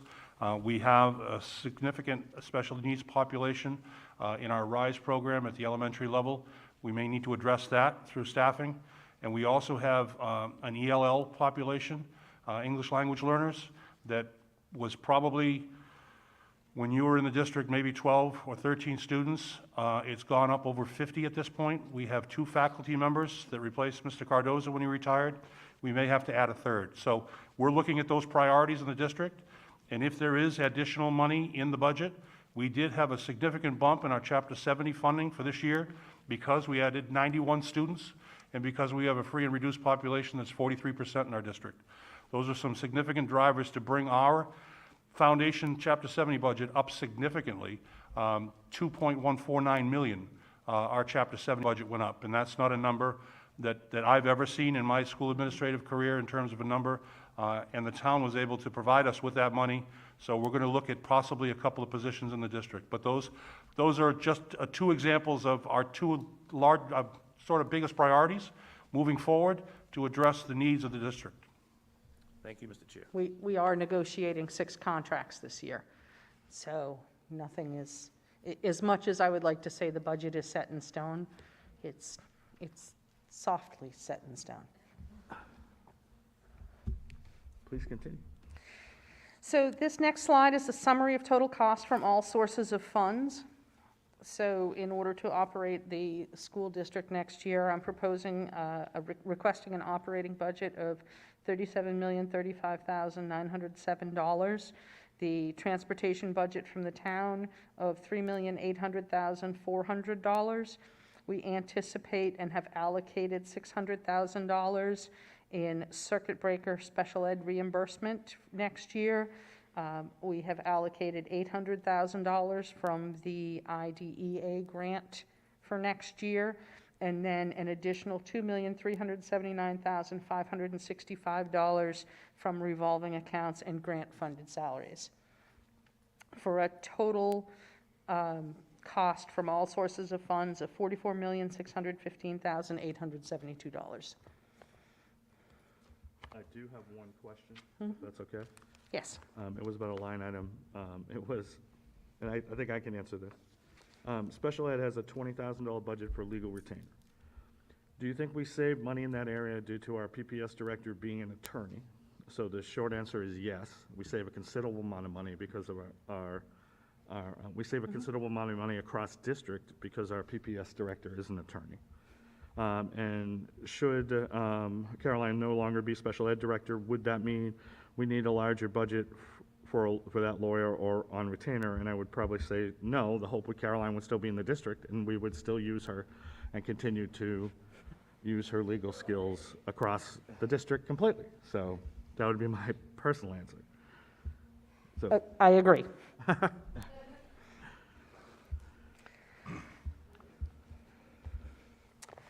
And so this leads me to my last slide, which is the budget recommendation. The recommended motion is to move that the Middleborough School Committee approve $40,836,307 as the fiscal 2023 local education budget. Such appropriation includes $37,035,907 for the operating budget and $3,800,400 is the transportation budget. And further, that the total appropriation of $40,836,307 is in compliance with Education Reform Acts of 1993 and recommended by the Superintendent of Schools. And further, that the school committee direct the superintendent to allocate the following additional funding sources, which total $3,779,565. The FY23 anticipated circuit breaker special ed reimbursement of $600,000 and revolving and grant funding totaling $3,179,565. The final approved expenditures for the schools will be $44,615,872. Chair will entertain that motion. Do I hear a second? Second. Discussion. I do want to point out a couple of things that I think are important. Well, one thing important. Again, the transportation line item is an estimate because we're going out to bid for our bus contract. So I think that while we're talking about what we're hoping to deal with, we should note that is, that's the first time we've negotiated that price in 4 years, 5 years? 5 years. 5 years. So it's been 5 years since our last negotiation. That could definitely increase. So I just want to make the committee aware of that. Other comments? Yes. Yeah, I just, as part of the budget subcommittee last year, I really enjoyed learning about everything in the school district, and I remember that there were some difficult decisions to be made. I'm sure there are every single year, and I wondered, just broadly speaking, if you could talk about, what was an example of one of those difficult decisions that you had to make this year, and this could be if the budget subcommittee wants, if it's okay with you, Well, Chair. I think that everybody has their own view on what's difficult. What I'm going to tell you I've had difficulty with is the allocation for purchasing electricity at Middleborough High School. So when the new police station opened, the amount of electricity the building used was quite a surprise to a lot of people, and town manager Bob Noon said to me, make sure when the new high school opens, you have that number. And I asked and asked and asked over the period of a year and a half before the school opened, what did we expect? What was anticipated? What did they plan on? What might I take a wild guess at for electricity usage? And I never got an answer. So the amount that I budgeted this year was really a wild, educated guess, and it wasn't enough. And so the difficult thing for me is acknowledging that I couldn't pick that number out of a hat, and that I had to actually do quite a bit of work with, if you ever come to the business office on a day that the gas and electric bills come in, we get 60, 70 envelopes. When you get your bill from the town, you get one envelope or maybe two. We get one for every single meter in the district. And some schools have multiple meters. So I had to go through the different kilowatt usages and then make an estimate of what we might be paying for any increases. And that number for electricity for the high school, I'm fairly confident with, and don't want to be surprised next year. Excellent, thank you.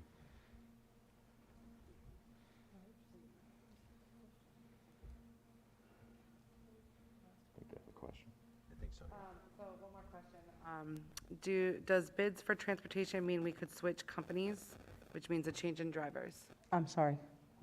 Does bids for transportation mean we could switch companies, which means a change in drivers? We are going to be going out to bid for our big bus service, actually in about 2 weeks. And generally what happens is so we're required by state law to go out to bid for our busing contract, and we're required by state law to award it to the lowest bidder. Generally what... Lowest qualified bidder. I'm sorry, Lowest thank you. qualified. Lowest qualified bidder. Thank you. Thank you. So generally what happens is if it's our current vendor, they will just retain the staffing that they have. If it's a new vendor that comes in, generally they make an effort to hire the drivers that have been here. And where there's such a shortage, I think that would be the case, certainly. Other questions or comments? Motion on the table is to approve the request for money. All those in favor say aye. Aye. Opposed? It's unanimous. So as I close out the budget hearing, first of all, thank you to Meg and Teresa for all your hard work on the Budget Subcommittee. I know how hard it is. Secondly, thanks to Sarah. Sarah, I appreciate all your hard work, and I know what you go through each year, having done it with you in the past. And just so everyone knows, I still get my budget book, no matter what. Teresa, I get it from Sarah. Sarah sends me a budget book so I can look through everything and review.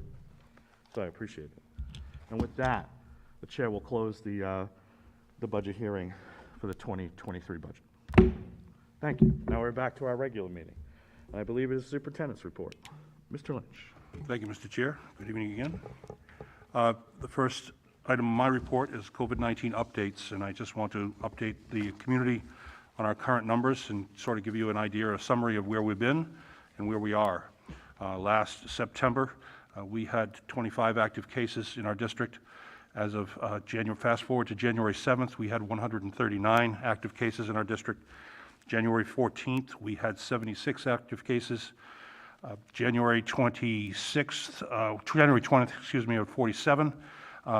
February 3rd, we had 22. And Feb 17 today, we have 10. Yesterday it was 9, so it went up 1 today. So the number tomorrow on the data dashboard is going to be right around 10, maybe 11, it may be 9, it may be 8. But hopefully obviously we've seen a significant downward trend in our district with active cases. In the community, as of today, the PCR testing over the last 2 weeks has indicated 58 individuals in the town of Middleborough, according to Jacqueline Johnson, our RN for the town of Middleborough, registered nurse for the town of Middleborough. So those are the numbers as indicated right now from our coordinator of nursing, Paula Magnasco, as of this afternoon. And those are our number updates. Anybody have any questions on those? Questions about that?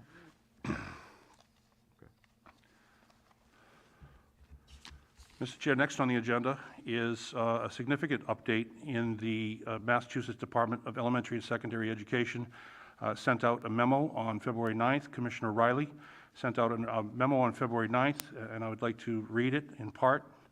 And it says, and I quote, "After consulting with medical experts and state health officials, the Commissioner will not renew the state mask requirement after it expires on February 28, 2022. Effective Monday, February 28th, the DEAS mask requirement will be lifted statewide.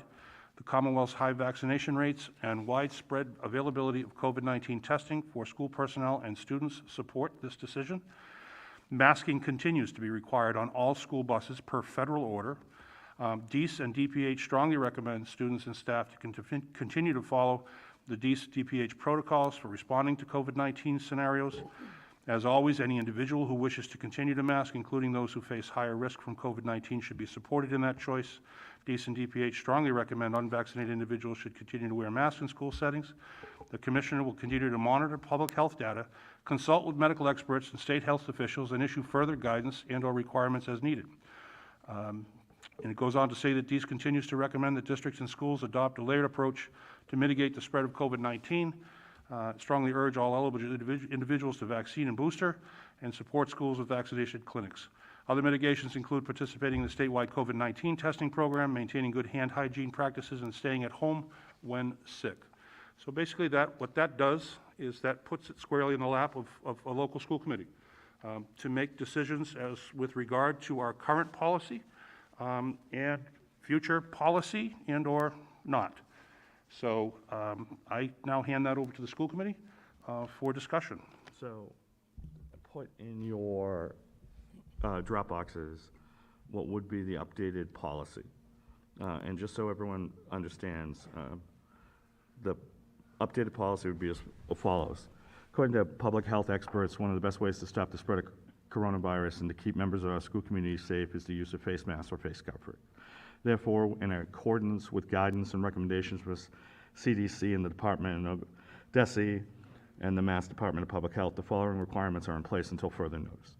A face covering that covers the nose and mouth is strongly recommended to be worn by individuals who remain unvaccinated or otherwise immunocompromised in school buildings and on school grounds, even when social distancing is observed. Individuals who are vaccinated and are not required to wear masks but may do so if desired.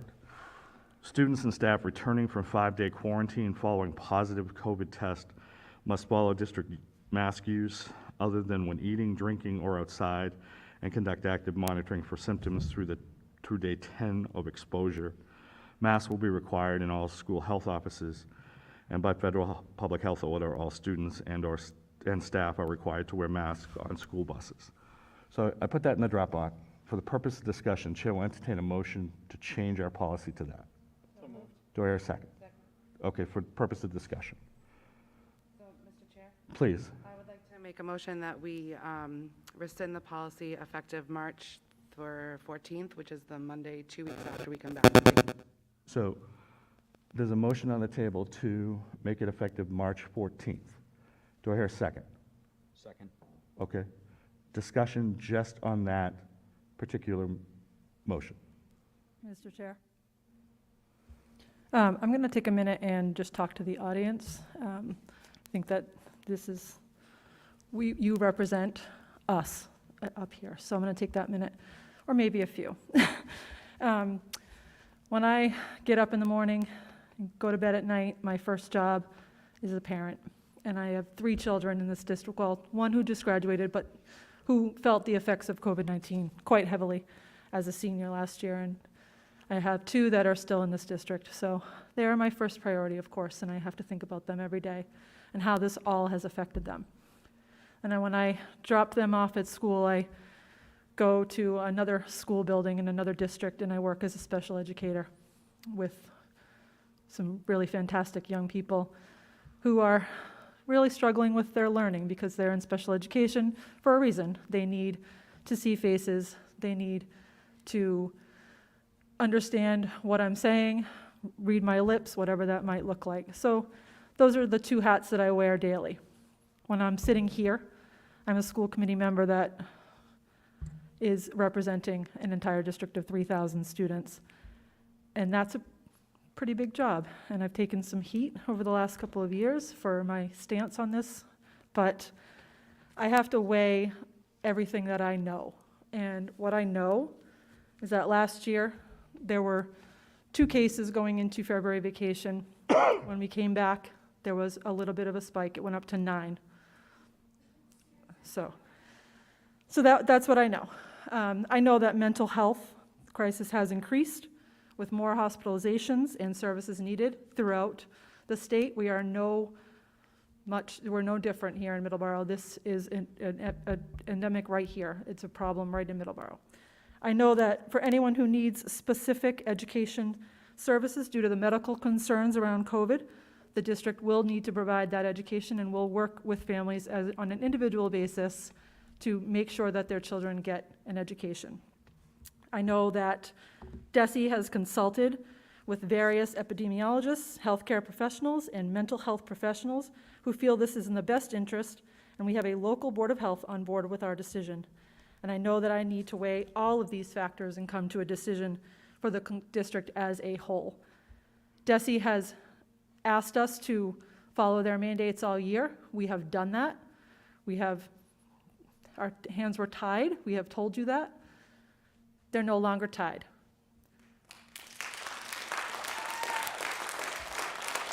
So I cannot support these masks on any longer, and I will not support a vote to even wait 2 weeks after vacation. The numbers do not support it. That's how I feel.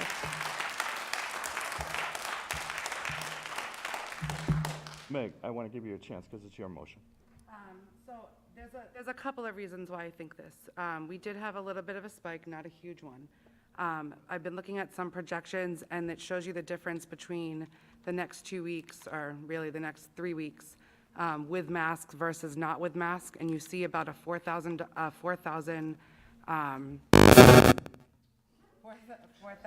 people difference between.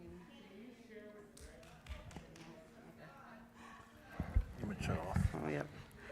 Sorry. So I've been looking at some projections for the next 3 weeks, so the February vacation and the 2 weeks after, and there's a difference of about 4,000 cases with masks versus not with masks.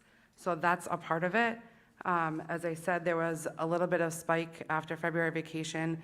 It was actually the largest spike we saw when you compared Christmas, Thanksgiving, New Year's, all of those breaks. And then the other thing that I really want to focus on is that DESE has been reactive to everything that has happened. They have not been proactive. And I just think that I would much rather be proactive now and keep those masks on for 10 more days and then be done. I don't want, Hey, listen. Excuse me, Meg. yeah, There is no back and forth conversation here. You have to be respectful and you have to be professional. I've allowed everybody who's wanted a chance to talk the ability to talk longer than our policy allows. I am not going to allow back and forth from the audience. It's entirely up to the chair if the audience gets to speak. If it's going to be disrespectful, there will be no conversation. I'm sorry. It's a meeting of the school committee. I have always tried to respect everybody here who's come and spoken to us, and I am asking you to do the same. So please, Meg, continue. thank you. I would rather wear the mask for 10 more days and then never have to go back to it again. If there is a spike within those 2 weeks, I have no doubt in my mind, because I have zero faith in DESE and anybody else, that we are going to go back to masks.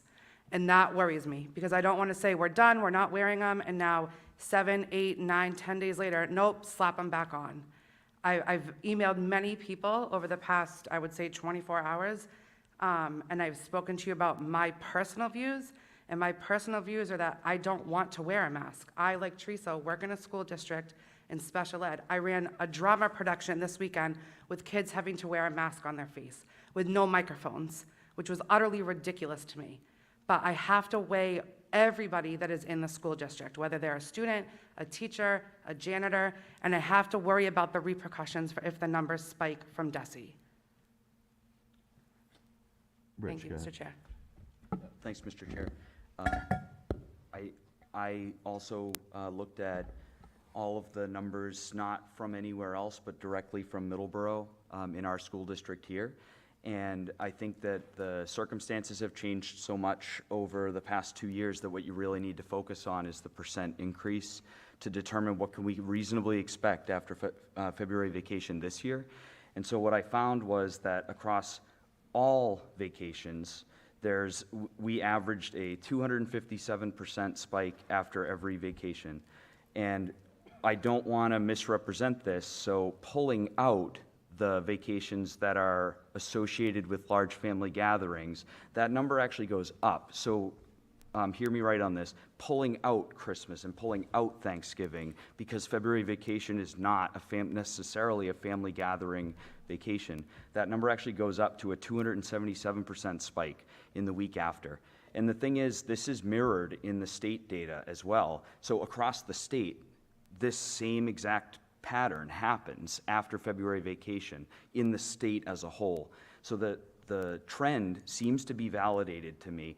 And so what I wanted to point out was that the February vacation last year, although small in numbers, and let's keep in mind the numbers were actually small in the entire country, the % increase after February vacation was 450%. And here's what I don't want to have happen, and I think Meg alluded to this too, or no, you didn't allude, you just said it, which was great. I don't want to do this again. I want this to be over. I don't want more masks, I want less masks, and I don't want kids to be out of school more than they have to be. And so after watching the rolling hill that came after February vacation last year, so just for visualization purposes, Christmas happened. We're dropping fast, we're dropping fast. February vacation happens, we come back up, we don't go back down until the end of April. I don't want our kids to go through that, and if we are talking 10 school days, like Meg said, I think that's a small price to pay to just keep them gone and never talk about this again. Mr. Chair. I'm going to ask Justin if you have anything to say, and Greg first, but Justin, go ahead. Zeke, sorry, why did I say Justin? I was like, who's Justin? I apologize. Who's looking around? Is someone next to me? It's been a long day. Yeah.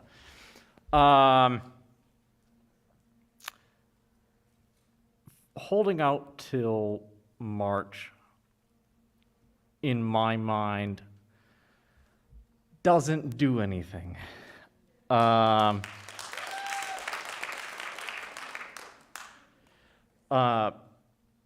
10 days doesn't feel like a long enough time to make any sort of difference. And I would prefer to have the masks off immediately. And if we need to go back to it, then we need to go back to it.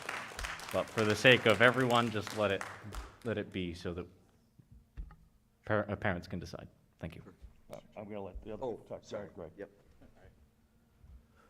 All right, before I start talking, I mean, we all got lots of emails. Obviously, we know that there's a lot of passion here. We all want what's best for the kids. I've been looking at the data I'm a science teacher in high school. I go over the COVID data every week with my classes, just to update them on the numbers. And what I've seen over the last 3 weeks has been a sharp decrease in every category. Cases started in November about 20 per 100,000 population, went up to 359, which was insane, around January 11th. That number has dropped back down to 30, so it's been almost like a sharp return to where we were before Thanksgiving. ICU bed usage, which is something important, that how able are the hospitals able to deal with new patients. In early November, we're at 80%. It spiked up to 88% in mid-January. It's now back down to 80%. So again, that number seems to say that we're back into a better territory. Deaths per day started at 10 in November, spiked up to almost 100 per day, and this is all Massachusetts. But now it's dropped back down to 53. Hospitalizations also follow along. It started in November with 400, went up to 3,000 in January 19, and came back down to 1,000 roughly right now. So, I'm really torn on this. I do believe that, I think for me, it's in the best interest of everybody to lift the mandate when it's said.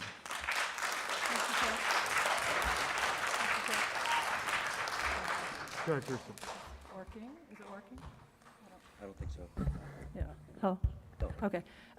So the spikes that have happened in the schools throughout the state have happened when children and staff were wearing masks. So if spikes were going to happen, they're going to happen regardless. Last year at this time, almost nobody was vaccinated, and now many more are. And you can argue that Middleborough is a lesser vaccinated district. That's fine. We still don't have high numbers in this district, whether we're vaccinated or not. So that's just not a valid argument in my eyes. And 10 days, Mr. Oakley, to be frank, my kids have been in masks for over 2 years. 10 days is 10 days longer than I don't want that I would. So that's where I'm at. Rich, go ahead. Yeah, thank you, Mr. Chair. This is in reference to what Mr. Lewis said, and I think what's interesting is that every vacation spike that we saw over the past, and I pulled the data directly from the Middleborough district cases going back 2 years, every spike that we saw after vacations dissipated for the most part, in large part, in the following 2 weeks. There is kind of this like ripple effect that happens where the kind of baseline cases maintain higher than they were before February vacation, but 2 weeks, I would actually argue, does actually make a huge difference, and it bears out in the data right from here in Middleborough that 2 weeks does make a huge difference. And so really what it means to me is, do we start with no masks here, or do we start with no masks here? And that, where we start from really determines the trajectory of the remainder of the school year in my mind. And I really just want to keep more kids in school, not out of school, because I think that's where the biggest disruptions happen. Mr. Chair. So for me, it's about the opportunity to, I can't continue with the masking past February 28th. I mean, if you look at the data that comes from Middleborough, the numbers don't peak until Omicron peaks. The other problem that we run into too is, while data numbers are so small, for example, in 2021, it's all about individual cases, right? So it's worse for a family who somebody gets really sick and somebody has some major issue that goes on because of it, and that'll happen no matter what. That'll happen as this wears down. I think we're in a different position now because of a couple of things. One, we have the ability that everyone can test if they so choose to. The school's providing testing for people. And so the pieces that I'd like to see us do are not about extending the masks, but about encouraging people to be part of the testing process. Reminding them that when we send out the notice about that masks can go off at X date, just let them know that they can also sign up for testing and get free tests, so they have the opportunity to do that. And I also think that it makes sense, given the coming back from school vacation, that we encourage people to test the Monday before they come back in the morning. So it's just about opportunities. We didn't have that opportunity when the cases spiked in January and went to 115 and 152. Those opportunities exist now, and so that's why I'd be in favor of ending the mask policy as it's written on February 28th. Mr. Chair? Mr. Stevens. Oh, sorry. Oh, sorry. Do you want to? All right. Yeah, Mr. Young reminded me of a couple things. And I get, I'm not doing this for applause. I appreciate everybody's enthusiasm and I appreciate the emails, but really, we're trying to make this decision based on what we think is best for the kids. I've disapproved of this from the beginning of the school year because I believed if masks were necessary for mitigation, then everybody should be wearing masks. It shouldn't be just the kids, and I've been against, or just the schools. So I've kind of been against DESE for the whole year on this, and I disagree with people who said that we had a choice. I still, in my mind, believe we didn't have a choice. But I do believe what Mr. Young said about the mask. The vaccination rate now is up to 95% for Massachusetts having one shot, and that gives you like a certain amount of coverage. I think it's up almost 80% for the state for 2 shots. And also the hospitalizations that I referenced earlier, I think the data is somewhere around 80% of hospitalizations are those individuals without being vaccinated. So in my view, the vaccines are widely available. They're out there, you can get them, it's your choice. That's something else I also agree with, that it's a personal choice, but I think we're beyond, I think this Omicron surge came and went, plus there was data about the masks not being effective against Omicron anyway. So I think we had the spike the last 2 weeks, regardless of whether we're wearing masks or not. But I think we're through it, I really do. So I just want to say that, thank you. Teresa, you had something you wanted to say? I think one last thing. We ask our students to walk into these buildings every day and follow the adults' lead. We ask them to, trust that we're keeping them safe. We ask them to be tolerant of all, whether their gender, their race, their color, anything. I would ask that no matter what happens tonight with this, that this becomes another part of that conversation.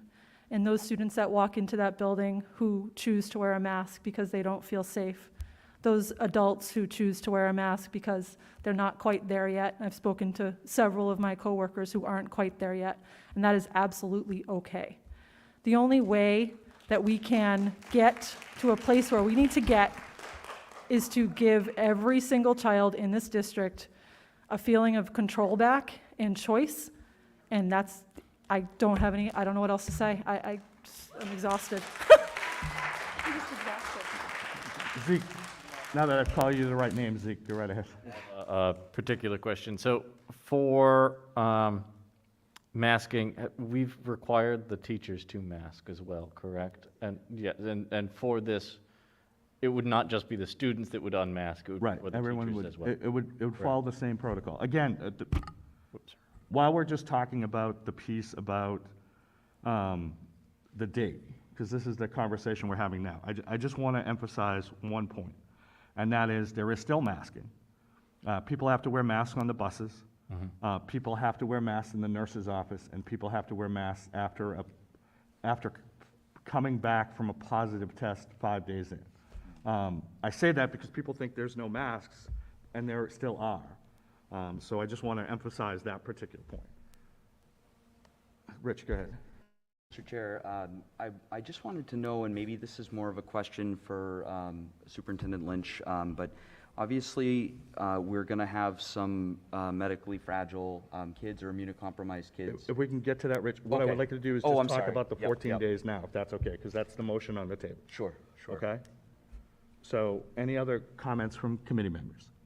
So anybody who wants to talk on this, I'm going to ask you again, it's about the 14 days, okay? Thank you. Go right ahead. Thank you. I came tonight to this meeting to ask the members of the school board to please vote yes to making mask optional for students and teachers starting February 28th. Delaying it a week or two more out of fear would be devastating to the students. Many of the students know now what DESE has sent out, and they're excited about that. So I have two beautiful granddaughters. They're a first grader and a fourth grader here, and over the last 2 years, I live with them.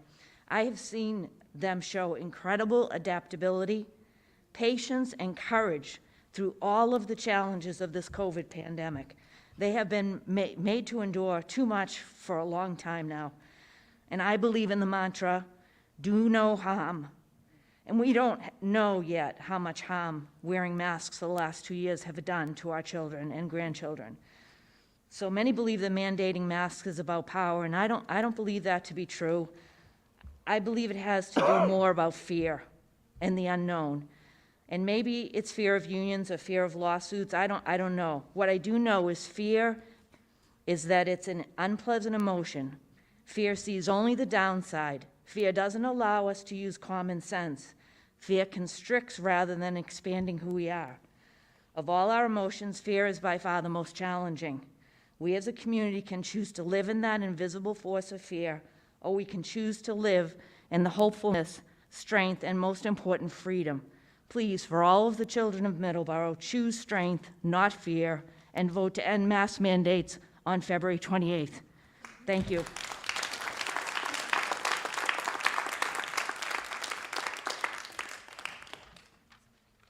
Come on up. Welcome. This is really high. Okay. Hi, my name is Peyton, and I'm a student at Middleborough High School. I've been in a mask against my will since I started at the high school 2 years ago. Because of this, I've been kicked out of class, had anonymous notes left on my desk, I was not allowed into the school at the beginning of the year, and kicked off the cheer team, all because I can't wear a mask. This has not been a normal or enjoyable 2 years, and I can't wait for it to finally end. Today in school, our class was told to put on our masks so we could take a picture. After the picture, everyone took them back off. I see kids all around the school with masks on their chins. Even some teachers don't wear them. So really, what is this policy even doing? Why is it forced upon me and my peers to protect triple vaccinated, double masked adults in a school? But I can be around these same adults unmasked everywhere else. I don't want to do it any longer. I am thrilled to hear that DESE said we do not have to wear masks to school starting the 28th. I hope you vote to rescind the school's mask policy so I can finally focus on my education rather than constantly fighting for my rights and my need to breathe. I believe we all have the right to choose and should be treated with respect whether we decide to wear a mask or not. Please end the ineffective mask policy on February 28th. Thank you for teaching students that our own mental health is much less important than making triple vaccinated adults feel safe.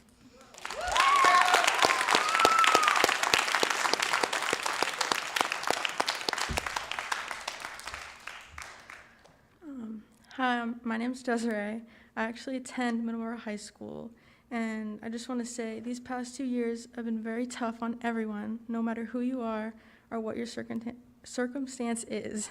I just want to say I respect everyone's opinion, and I'm open to hearing what everybody has to say, but I just wanted to shed a light on what it's actually like attending school every day.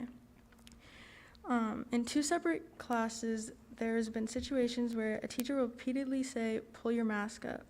It happens about 12 times or so in the matter of an hour and a half, and there will be occasions where a student that has their mask over their nose will raise their hand to answer a question, and of course the mask may fall under their nose by accident, and the teacher will cut them off abruptly, creating a distraction for the class.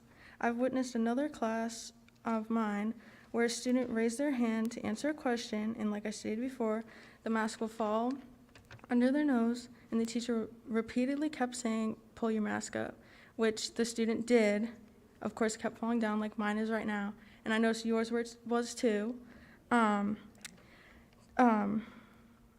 So after the teacher repeatedly told the student, "Pull your mask up," it came to a point where the student started hitting their head because they were so upset and overwhelmed by the commotion of this teacher. This not only made the student overwhelmed, but made many other students, including me, overwhelmed. This creates a distraction in class and takes away time from learning so that we actually understand the material, especially at home. Of course, not all teachers are like this, and I think all kids ranging from kindergarten to 12th grade are tired of seeing parents argue over masks. That's why I believe it should be optional. Thank you. Thank you very much.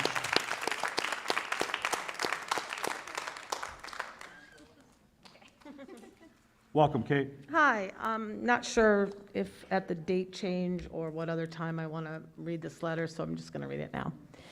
So I am Kate Lazarovich, one of the co-presidents of the Middleborough Education Association, and I've been asked to read this letter on behalf of a colleague. So I want to reiterate that these are not my words, and I don't want anybody to think they are, but you'll understand why someone asked me to read this for them. I will be using I, but it's they that wrote this. So this colleague says, "I'd like to add my perspective as a teacher to the discussion about masking in school. I'm asking you to consider all points of view as you make your decisions about how this next step..." Thank you. "How this next step may look in Middleborough. Many people that know me," this is this other teacher, "probably have no idea that I have leukemia, and I'd like to keep it that way. I seem and usually feel healthy, but I'm not. My leukemia directly affects my immune function. I also know several apparently healthy adults of all ages and children with serious health conditions that make them susceptible to very poor outcomes due to COVID-19, but who are otherwise healthy and working or attending school full-time. Some of these people that keep this information private, just like I try to. Here are some of the things I find concerning about removing masks right after February vacation. Throughout the years, I've had students cough and sneeze directly at my face to the point of needing to clean my glasses. This is normal, gross, yes, but normal because kids are still learning to manage their bodies. This year, I've been able to work closely with students because we are both wearing masks. This will change when I'm only wearing my mask. In the past, I've had students tell me at lunchtime that they don't feel well because their medicine is wearing off, only to find out they took Motrin for a fever in the morning. This shouldn't have happened before and definitely cannot happen now, but we all know that it does and will. Throughout the day, I move about a building crowded with children and adults. Most of them have been able to go back to their normal routines, less and less concerned about their own possible infection. While I'm happy for those that are regaining that sense of normalcy and ability to relax, it makes life even more precarious for those of us who have spent 2 years working very hard to avoid that same infection and can't afford to ease up. Each vacation has ended with a surge in cases, maybe due to families gathering and traveling or some other factors. In addition to my general concern, the timing of the mask removal the day after a vacation concerns me deeply. Notice I say mask removal instead of moving to choice. That's because I've been listening to community members speak and reading what they are saying on social media about masking in schools. I have heard statements like, if you're truly immunocompromised, you are the one that needs to stay home and be locked down in quarantine. That was at an August meeting on masking. I've heard belittling comments about being afraid of a little bit of air and a case of the sniffles. When people speak in these terms, it becomes apparent that I and the rest of us with serious underlying conditions are invisible at best, a nuisance at worst. These speakers are the parents of children in our classrooms. I try to remind myself they are not everyone, but they are speaking loudly, and I believe they are representative of at least some others. I will continue to take all the precautions my doctor tells me I must. I will keep working, but my experience in my classroom and in the building will be changed again. Please remember that there are many of us, immunocompromised adults and children, sharing this school space. We are there because it is our livelihood. It is what keeps us going. It is what gives us happiness and hope. It might be one of the only places we go outside of our own homes, and for students because it's required. Whatever is decided in regard to masking, please be cognizant of us. So as a union co-president, I agreed to come and read this letter on behalf of my colleague. And, I just wanted you to hear that. So I do think the timing, I do agree with you about timing, that you can say that the numbers were small, the increase was small, but the percentage was not small. The percentage was huge when you consider a vacation week when people get together and maybe let their guards down a little bit and aren't wearing masks at all. So if you could just consider that for my colleague. Thank you. Thank you, Kate. Please. I don't have anything specific about the dates. Would you like me to wait? Sure, we'll get back to the full thing afterwards, okay? Yep. Anything specifically on the date? Again, this is a conversation about the date. Go ahead. So I'm Steve. I have 3 kids in Middleborough schools, soon to be 4. I just want to say having the meetings online is great. Not everyone can always be here, so I hope that continues into the future.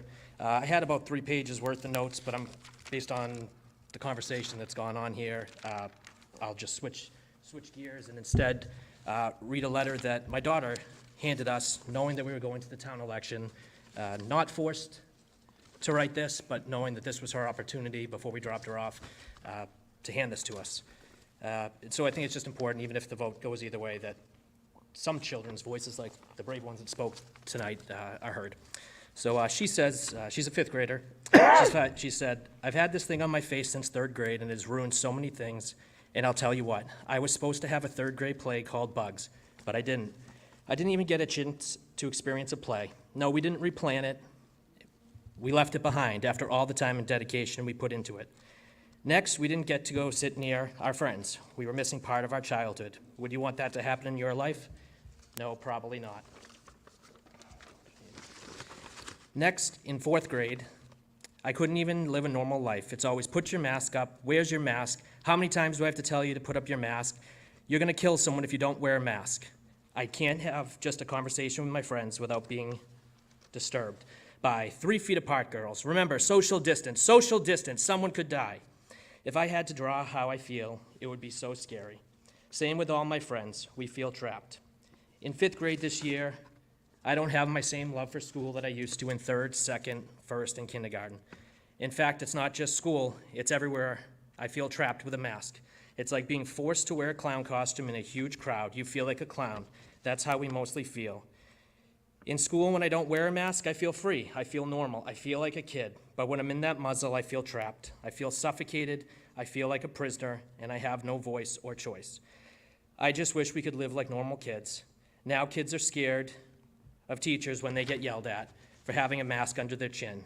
Thankfully, I didn't know she was writing this letter. I'm not giving her extra screen time, nothing like that, or giving her money.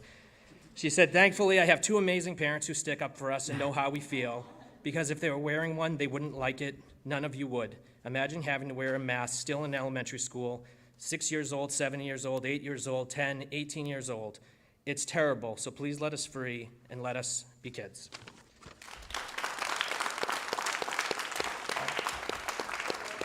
And then in just part, I mentioned this being able to be viewed online. So I like those meetings. Those people that aren't able to attend but want to be engaged, there is town elections, or our town elections in April, so voice your vote. Thank you.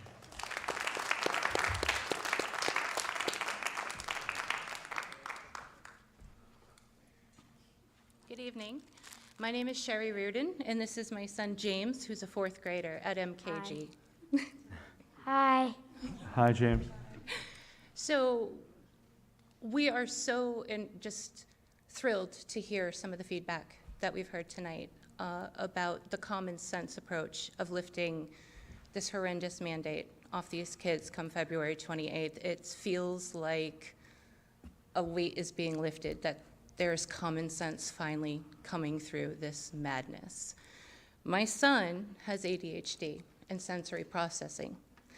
Wearing a mask to him is like putting barbed wire or thistles on your face and being asked to work at your best. And he's done this without complaint for 2 years. In second grade, school ended. It was done. And it was left to Dad and I to try to teach him because the school wasn't prepared. And so we did our best. Third grade was hybrid.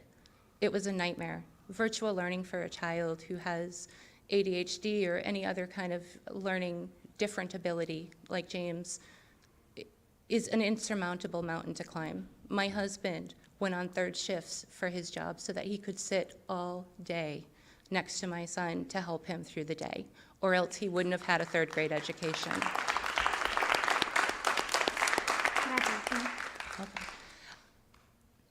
I understand that people are afraid with the vacation coming up. And, you know, I feel for people that have kids that are compromised. I personally have an elderly mother who is at high risk. I understand. But what I firmly feel is that it is about accountability and self-accountability.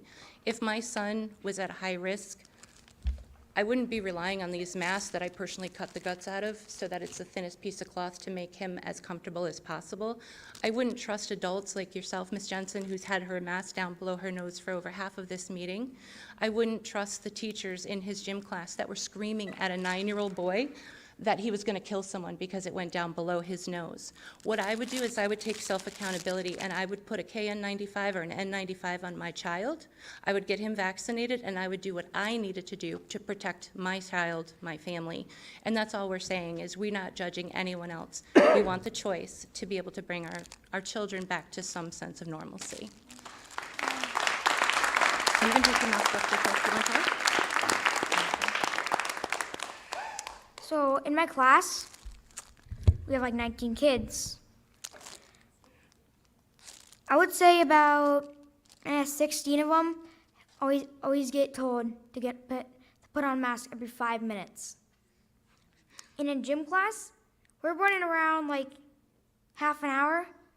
We can't take our mask down at all. Is that hard? It's very hard. And what would you like to see happen? No masks. Okay. And say thank you. Thank you. Thank you, James.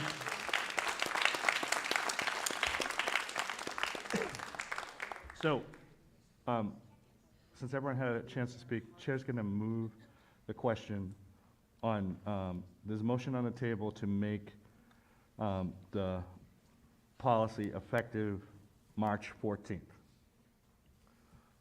All those in favor say aye. Aye. Opposed? Nay. Motion fails 4-2. We'll move to the original question. The original question was changing the policy to cover the mandates as I outlined. And so essentially masks would be optional, except for those areas in which I outlined, which were riding in the bus, in the nurse's office, and the students and staff returning from 5-day quarantines following a positive COVID test must follow strict mask use through day 10. Any further discussion on the board? Rich.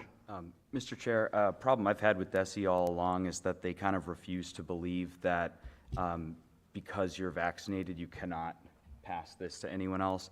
And so this policy is fine, but I would really just love to take out that really dumb line that says individuals who are vaccinated are not required to wear a mask, but may do so if desired. Because it didn't make sense back then, and it still doesn't make sense. And I just fear that having something like that in the policy would potentially lead to inadvertent, I don't want to say bullying, but, you know, inadvertent treating kids differently based on vaccination status. And so if the board were open to it, I would love to modify that to remove that one line. If that's okay. That's not, I just want to go to Zeke, because Zeke had his hand up first, and then we'll get back to that particular question. So Zeke, go right ahead. Yeah, Okay. well, Rich took the words right out of my mouth. Effectively, that was what I was going to say. But I also wanted to make the comment that no matter the decision that is made tonight, that I encourage every parent, every student to make sure that this decision does not separate friends from each other, that it doesn't divide, and that we are kind to those that choose not to wear the masks and choose to wear the masks. Please.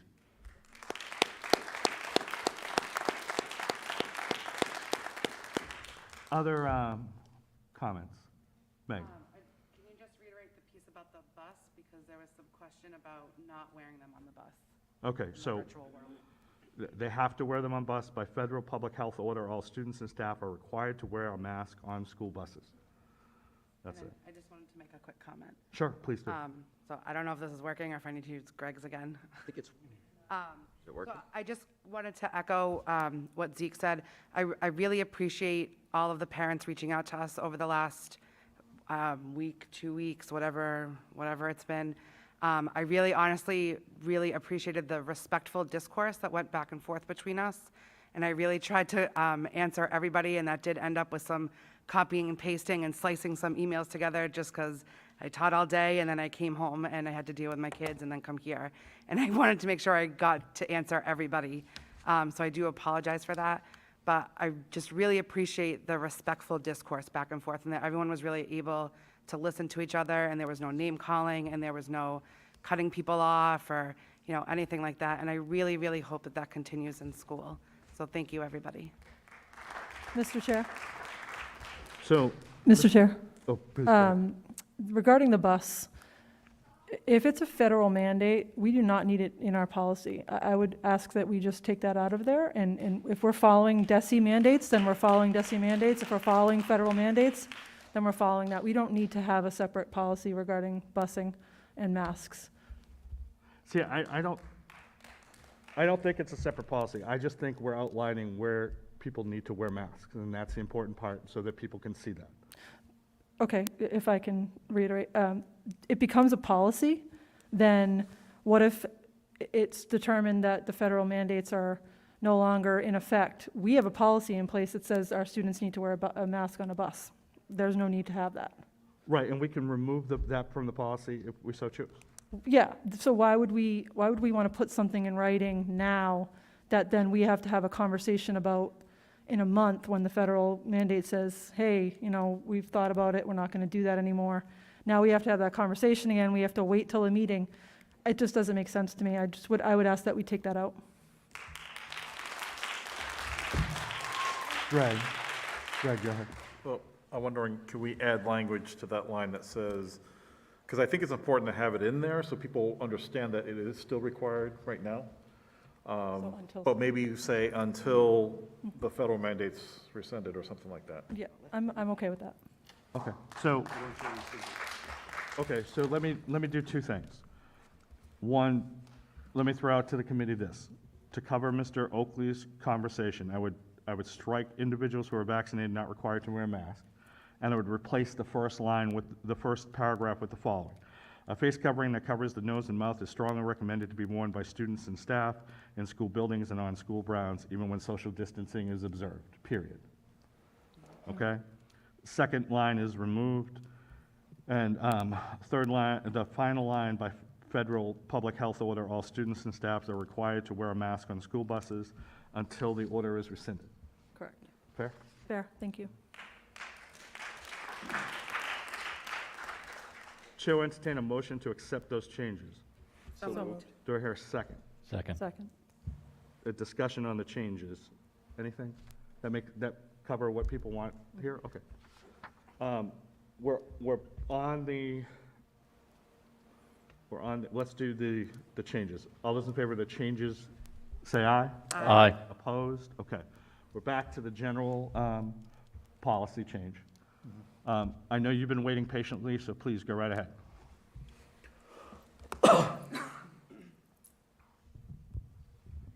Thank you again. Just a couple of quick questions. Is there any reason that a teacher wouldn't be able to send a message out to the parents of her class if, say, she had a particular, or he had a particularly medically fragile student, or she herself has leukemia, that says it's a choice now, and I want to let you know that we do have a situation in our class that might warrant some consideration, just like we would do for like a peanut allergy class. I think if we have a policy, that we have to follow the policy. So. if Not a there- policy, but just like anything, any reason that a teacher couldn't say, hey, this might be a strong consideration in our class, I'm not sure we can do that in individual classes. if it were requested by a parent? I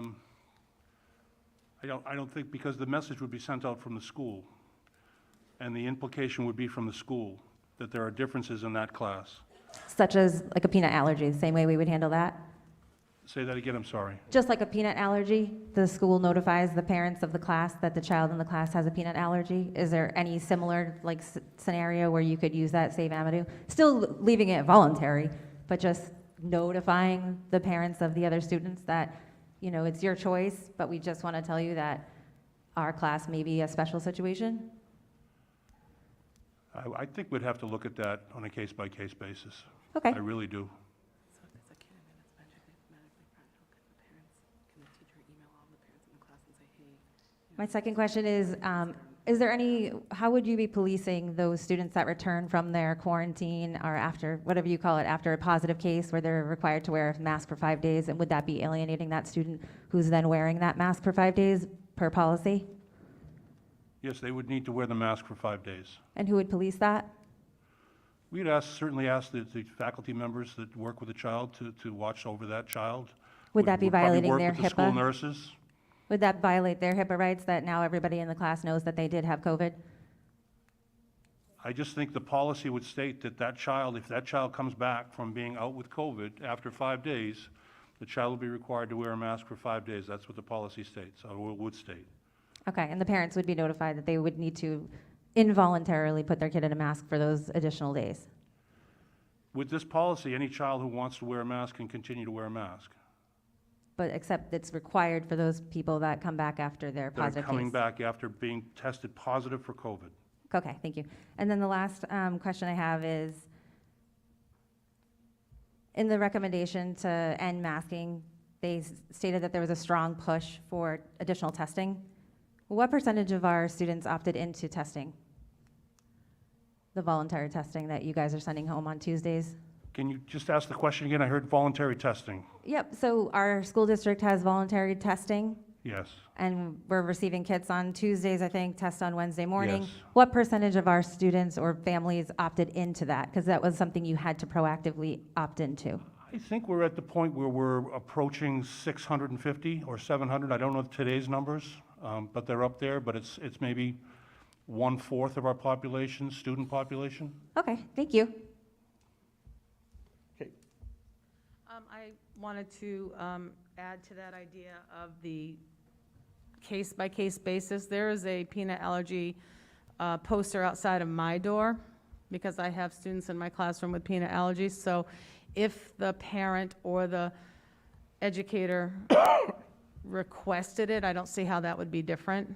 It would be at a personal request. Either the educator could request that a mask request be posted outside the door for whatever reason, or a parent could request that, because I don't think that that's a HIPAA thing, because I have that outside my door right now, because I have one student in my class with a peanut allergy.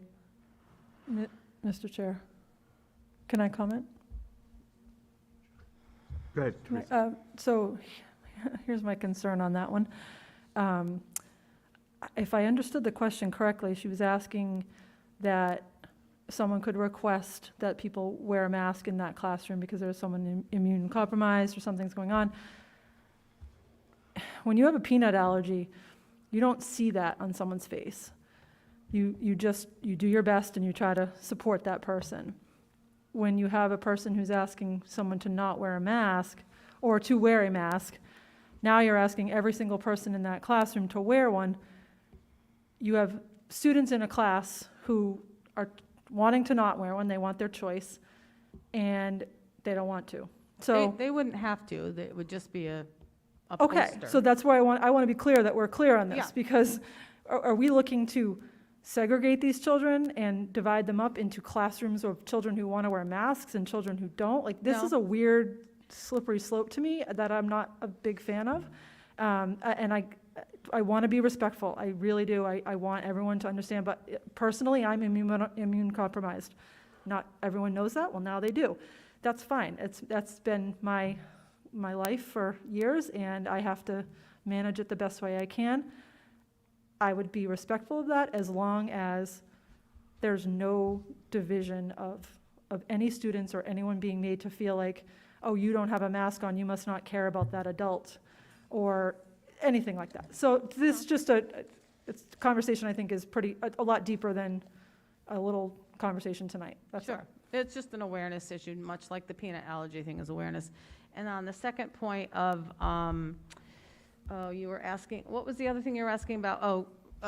If someone were to return with those 5 days that they need to wear the mask, since it is a choice for anybody to wear a mask at any time, I would think that the nurse of that building would reiterate it to the parent and child, and then the teacher could, privately remind the child, just like the teacher would privately remind them to pull up their pants if their pants were falling down, that kind of thing. So, and I'm a little concerned by the idea that teachers are yelling at kids, because I work at a school with 36 classroom teachers. I've never heard a teacher yell at a child to put up their mask up, although I say it many times a day, could you please put up your mask, your nose needs to be covered, et cetera. I don't yell at people, and I don't tell people that they're killing anybody either.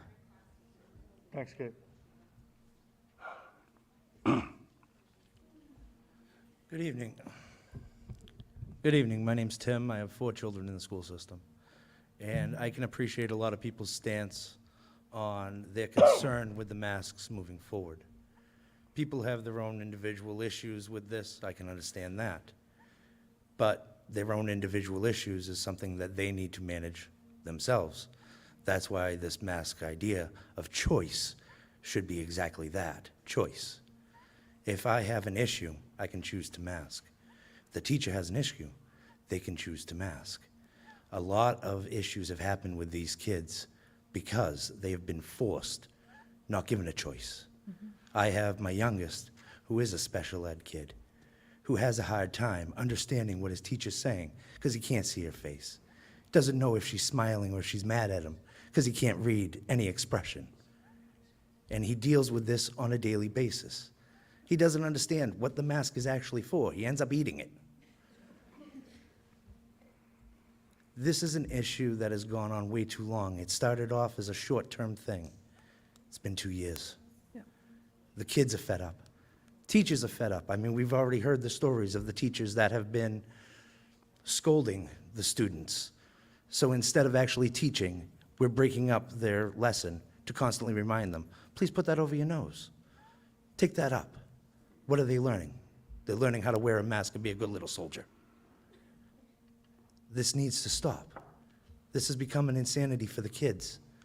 They need to get back to where they feel like they have a little bit of control in their lives, that what they do means something, not just that they're to be told what to do, when to do it, and how to do it. That's not who I thought we were, and I hope we can do better.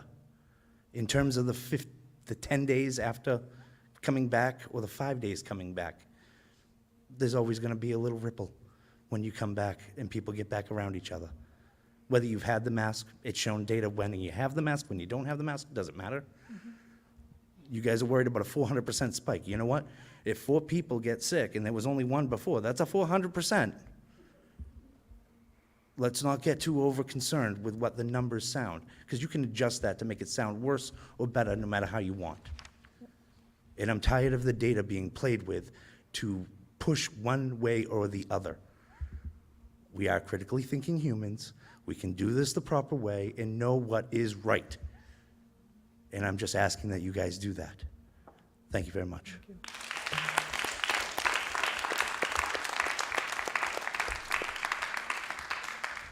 Go right ahead, sir. Hello, my name's Chris. I have 4 sons.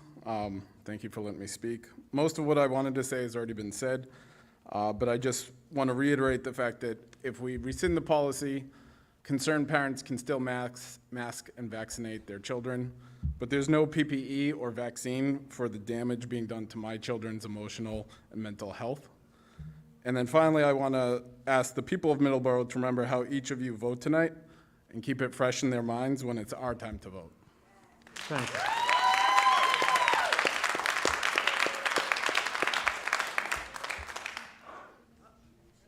Go If I ahead. could just add a follow-up.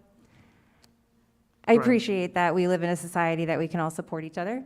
So I appreciate that you guys all do care about other kids and how they feel. And I thank you for your time for doing that. Thank you.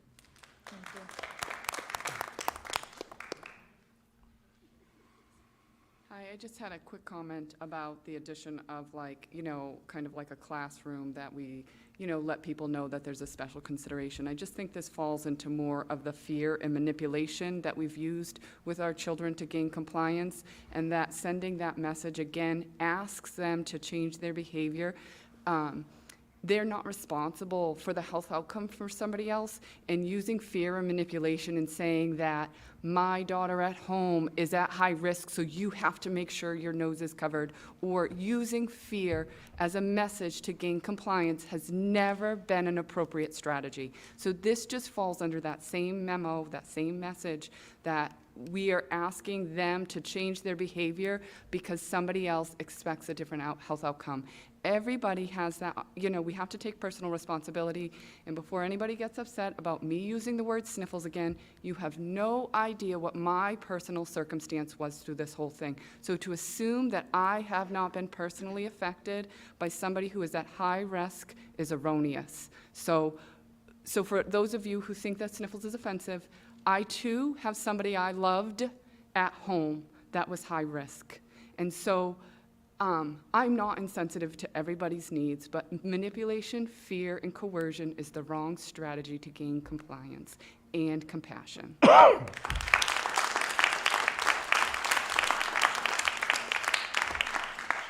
Hi, my name is Heather Lee Bowens, 42 Cinnamon Ridge Circle. I've had some concerns also, and I just want to make a note to say if people could not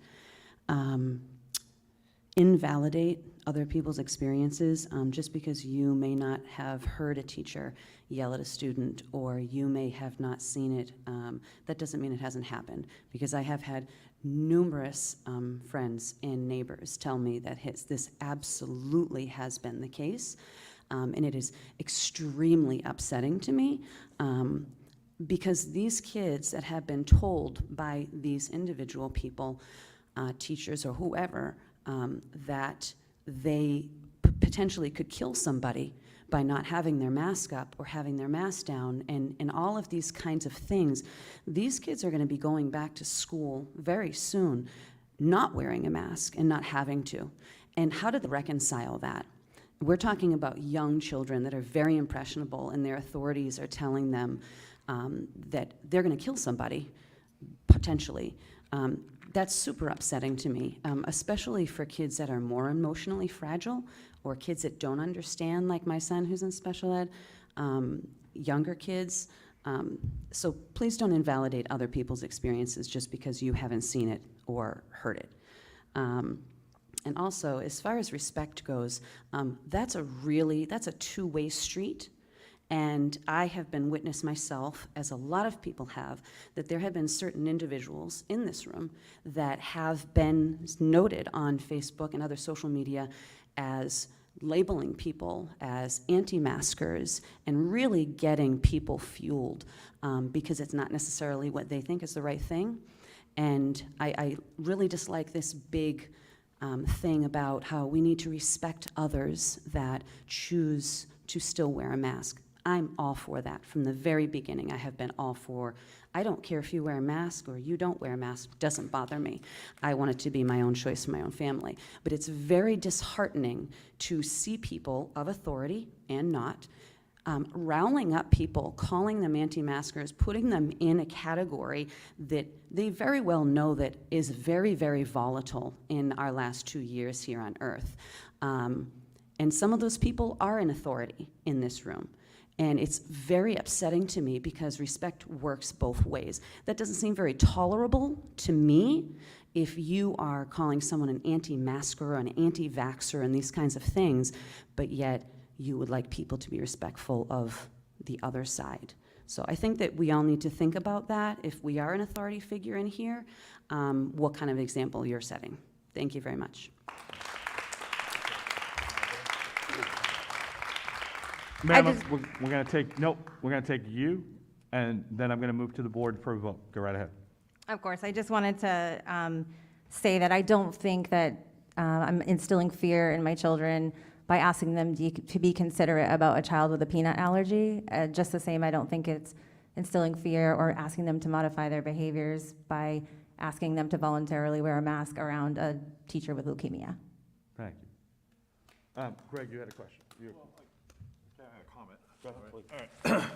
Well, I just wanted I did see a bunch of, in the emails that I read today, I didn't reply to them all because I'm a teacher and I came home and I, had other things, but I did read all the emails and I did see a few comments about teachers making inappropriate comments to kids.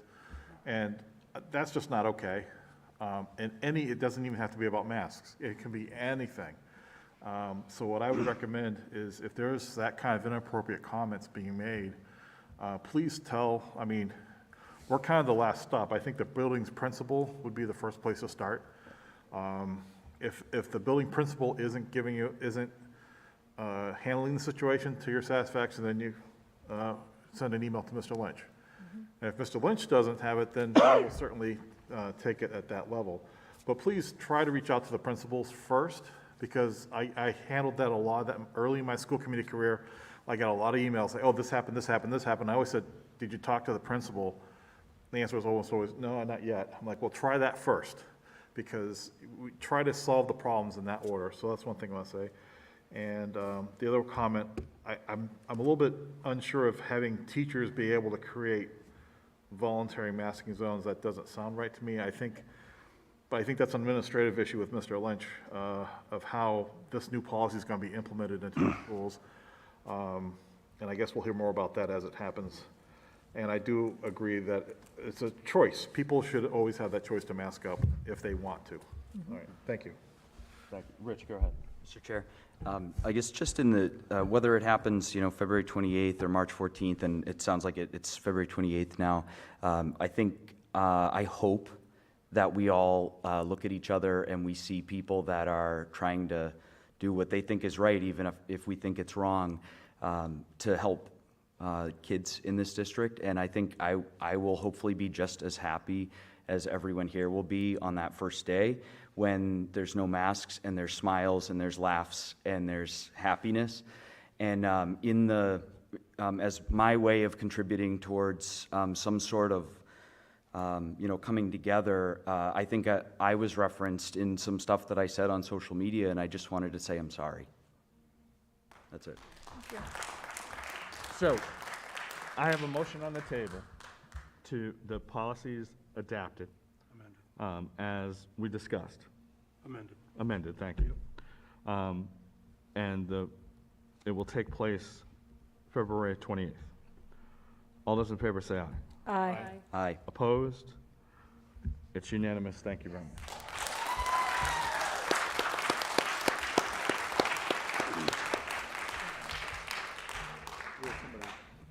You have a, go ahead, you have a question, go ahead. I have a question regarding the talk about like the bullying from the teachers, because my child's one of those kids that come home really upset about the idea of her teacher getting sick. I am terrified of reaching out to the principal or talking to people about it, because I don't want my child to be targeted as insensitive and treated differently. And she loves school, she loves her teacher. I don't want her to be treated differently because I have an issue with her having those anxieties that she shouldn't even know about. So, this is what I'll tell you, from past experience being here and being a parent. Kids have issues all the time. And as Mr. Stevens says, the appropriate way is if you or your child thinks they have an issue with the teacher, I would have the conversation first with the teacher, then I would have the conversation with the principal and then move it up the line. I think it really starts with the teacher. That, you know, I'm speaking from past experience as a parent and past experience as a school committee member, I would really have that conversation. I don't believe, for the most part, that teachers discriminate against kids or principals do or anything like that. I think everyone oftentimes finds it's a misunderstanding.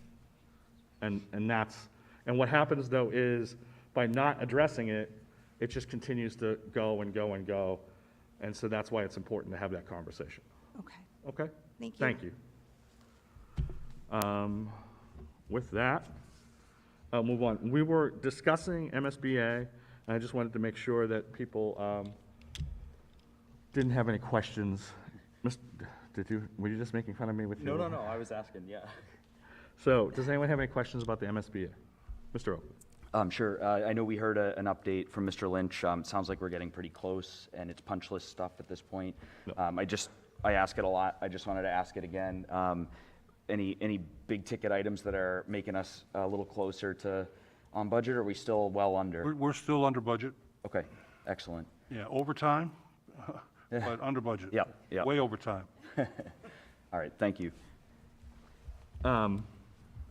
Next item on the agenda is superintendent search. Mr. Chair, that we have the school calendar update. Oh, sorry, We go also ahead. have the public use Sorry, of the I track. jumped ahead. Okay, sorry. I'm going to continue with my report, Mr. Chair, thank you. The next item is the 2022-2023 school calendar start date options. We had agreed on option B, if you will, and posted it, and since that time, the governor has signed a law or a bill that the primary election is going to be on September 6th, Tuesday. And that may change, so this is up for discussion amongst the school committee. So the conversation we had last time related to September 6th, if you recall. And so I spoke to the members of the House, and it has not come up, and they're not sure when it will. They do believe it's going. Sorry, I thought the governor signed it the other day. No, I he did not. apologize. It had not come up. So it will probably be September 6th for a variety of reasons, but we can't say that right now. So my suggestion is we approve something, and then we can have a conversation afterwards when it happens. Because I don't think we can have school that day based on 2 of our buildings being used as voting places. Yes, we had an additional, the Nichols Middle School is now a polling place because of the census and the addition of a precinct 7 the precinct 7 is going to be the voting at the Nichols Middle School. Mr. Chair, I just wanted to note that it is posted already on the town clerk's website that the state primary is on Tuesday the 6th, so it is already. Yeah, it hasn't been approved yet, but all indications are that's exactly when it's going to be. So to be honest with you, that's what I heard from, that's the same thing they did last time. But to be honest with you, they had other things in the House this week that they didn't bring it up, so that's all. And while I'm here, can I ask, with option B, can you remind me what the proposed start date was with that calendar? Yeah, can you read it, Rich? First day, August 31st, it looks like. August 31st. Wednesday, August 31st. Okay, thank you. Go ahead, Rich. So, Mr. Chair, so if the 6th is going to be a primary, then that would kind of kill that first Monday and Tuesday of that. Monday's a holiday. That next, or sorry, so exactly, so Monday and Tuesday of that next week, the 5th and 6th would be out. So we'd have to make up that 6th somewhere else. One day right? later on in the year, yes. Okay, got it. And if that's the solution, if we push just further into June, then I guess that's probably the simplest way. I'd just be curious what folks think about that.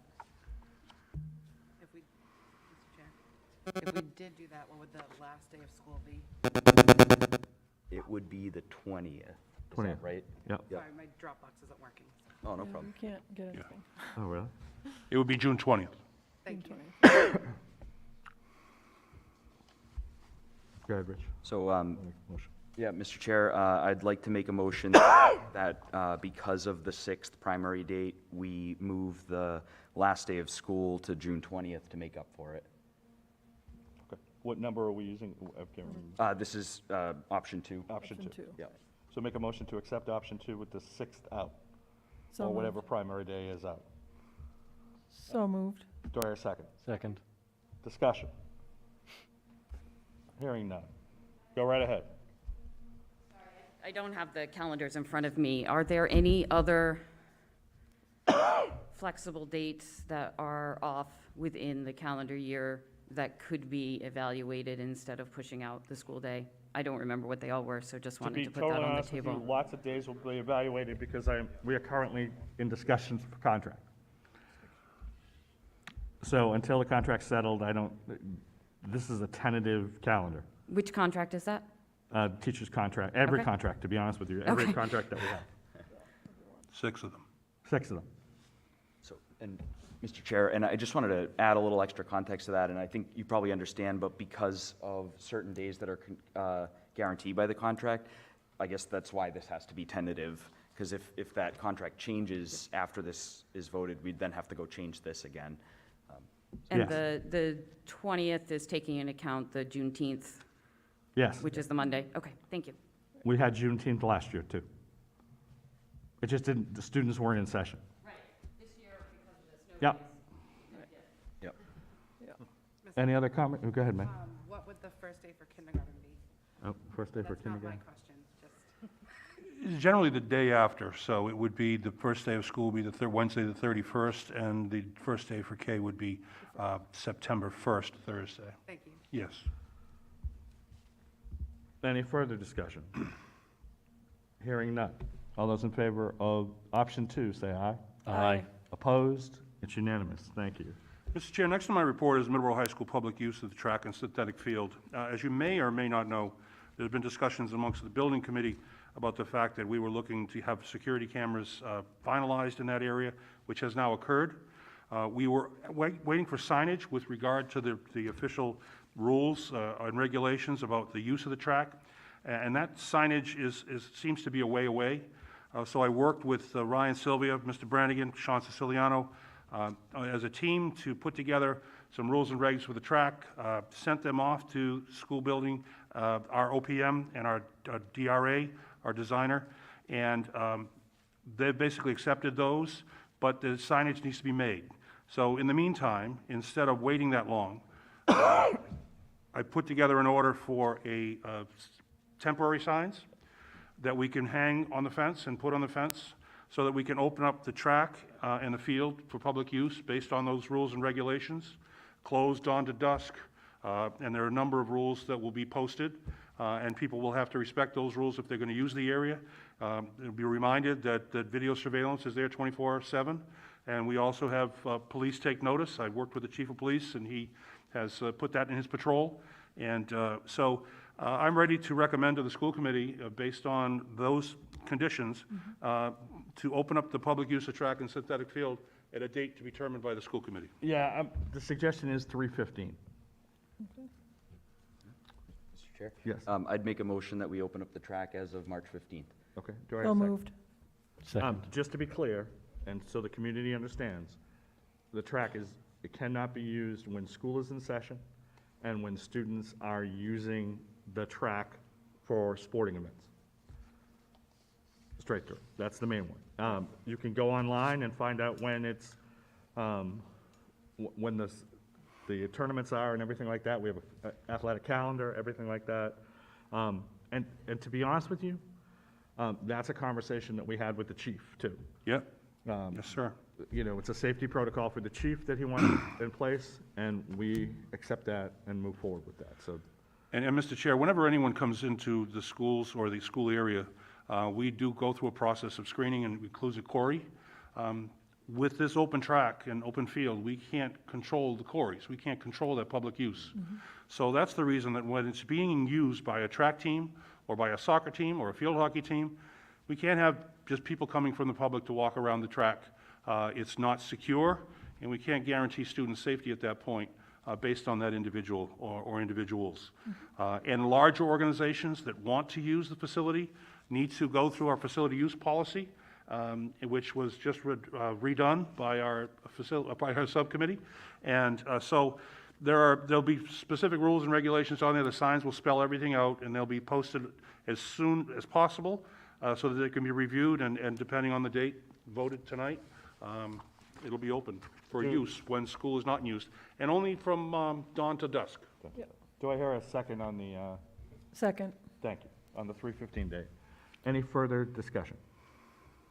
Seeing none. Anybody have any further comment or discussion? Seeing none.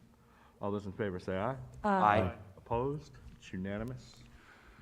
And Mr. Chair, that completes my report for the evening. Thank you very much. I believe the last item I have on my agenda is superintendent search. Just a couple things. Have started the process of having meetings with Carolyn, like we had talked about. She met with town officials this past week. We will be setting something up for an opportunity for parents to meet with her, and we will be setting sort of the community at large. At our next meeting, I will set a separate date for us to interview her formally. Mr. Chair, Yes. I know that we had this discussion the last couple of weeks. I've received numerous messages and questions from the general audience, just asking that we take another look at this. I know that we had said, you know, if we didn't feel that the internal candidate was appropriate, we would go external. We have one candidate, and Ms. Lyons is a great person and highly qualified. No one can deny that. But this is a huge, huge position. And I'm really taking pause here that we're not doing what is in the best interest of the district for all of our students, and that we should be looking externally. So I don't know if this is appropriate or not, but I'd like to make a motion that we take another look and accept external candidates so that we can make a decision based on the best interest of the district. Second for discussion. Sure. I would say we've established this process and we've started this process. I don't believe that anything's changed in the course of time that we've had. I would disagree. Again, I said because of the way we've set up this process that I think this is the right way to go. It's already started, and I think we should continue. That would be, I mean, I've sort of said over and over again what we've done in the past, how we've got to this point. I think we all agreed that I got a sense from everybody before that Carolyn was the person, one of the persons that we wanted to step forward. She did. There were opportunities for people to do that. We wanted to start internally. And again, we've sort of started on this road, and I think this is a reasonable road for us to go on. Meg? If we go through that process and we're not happy with what Carolyn has to say or offer us, we can then go externally. Absolutely. Okay. And it's not as simple as just getting outside candidates. As I said before, there is a process that we'd have to go through. We'd have to hire a firm, go through the process of hiring the firm. Correct me if I'm wrong, Sarah, I need 3 quotes for certain under $10,000 to hire a firm. 3 quotes between $10,000 and $50,000. Thank you. Mr. Chair, I've been doing a little bit of research, and I'm not finding that we are obligated to do that, that many districts go that route, but that it's not an obligation, and that we could post it externally, and we could allow anyone to apply, and then we would go from there. I'm struggling with this. It's been on my mind, and it's not just me. I'm getting a lot of this back, feedback from the community. I would disagree fundamentally that if you want to go outside, you have to hire a firm for a variety of reasons. The main one, to look through those who are applying and give you an idea of a couple things. One, are they people who apply every place? Because time and time again, you'll find that certain individuals apply every place.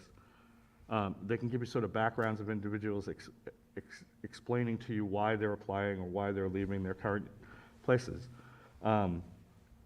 It's rare that I find people who go outside without a search firm, and the search firms are, to be honest with you, integral part of this process, in my opinion, having done it so many times. Okay, so my next concern would be if we get to a point where we just feel that in the best interest of the district that the internal candidate is not the right candidate, I think we've wasted a lot of time, and now we're going further into the process. And I apologize because this is obviously not something I've done before, so I've never done a superintendent search, and I'm looking to your lead, and I appreciate the experiences you have, and I don't want to discredit that, but I want it to be a fully transparent process, and I want to do what is right by this district ultimately. So I'm just at a crossroads here where I don't know that interviewing one candidate is what is the absolute best for this district, and I'm concerned that we will be 2 months later saying, or whatever that timeline is, wow, this is not maybe what we were ready for, and we've wasted time. So those are my concerns. To be clear, this process will happen probably within 3 weeks. Mm-hmm. And so it's not that long a wait of time. And like I said, people have an opportunity to meet with the person, to formally interview them, and then make a decision at that point. Okay. I wouldn't be fair without saying how I feel. So that's all. It's by no means personal at all. I have great respect for Ms. Lyons. I just want to be making sure that one of the 2 major jobs that we are tasked with as this committee is to hire and fire a superintendent, and I take that extremely seriously. We're having children in this district. So I just want to make sure that I'm crossing all my T's and As dotting do all I. my I's. Greg? Yeah, I understand your concerns, and when we first started this process, I believe the choice was we could look at internal candidates relatively quickly. Mm-hmm. And there was this, my feeling is, working with this administration for 6 years now, I feel like we have a great administrative team, and I'm happy that somebody from that administrative team has applied. So I just think that we're looking at this candidate first, Mm-hmm. not as an only candidate. I am totally willing to, if I don't think that the candidate is right for our school district, then yes, we will go, we'll go outside. And I think the other point I remember hearing is because of the process that we're following, if we go outside, we're looking at getting an interim superintendent. So the internal candidate was a way to kind of avoid that interim step. Sure. Okay? Where if we go outside, we're getting an interim, and then we have to get the final hire, which could be a year from now. So I don't think this process is unfair. I just think that we're giving internal candidates the first look. Sure. And if everything works out, then I think I'm not going to vote yes for the candidate unless I feel like it's the best candidate that I can see. So I guess I'm okay with the process, and I don't think we're excluding external candidates. We're just looking first internally. Thank you. Other discussion? There's a motion on the table to look at external candidates. No. All those, go ahead. I'm sorry, so does this vote mean that we are starting that search, so we have to hire a firm? Yes. Well, I'd have to go through the process of external candidates, and I would have to plot everything out. So we're voting to not look at the candidate inside? So the motion on the table was to go to external candidates. Okay. So I feel that would be sort of stopping the process that we're at now. Right. And going in a different. Okay, just want to make sure I'm clear on that. Okay. All those in favor say aye. Aye. Opposed? Nay. So we'll continue with the process that we're going. That's fine. Thank you. I appreciate the discussion. No, I appreciate it. Absolutely.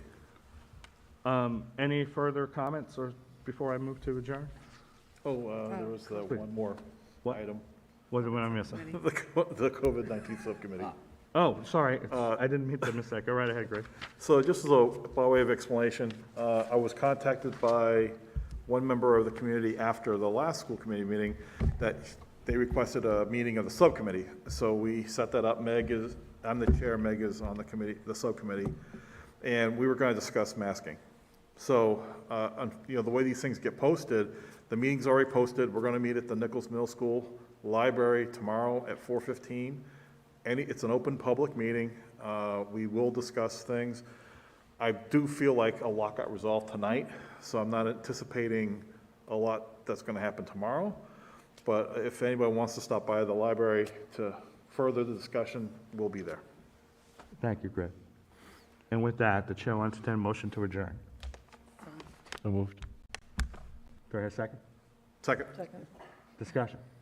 Hearing none, all those in favor say aye. Aye. Opposed? It's unanimous. Thank you, everybody. Have a good night.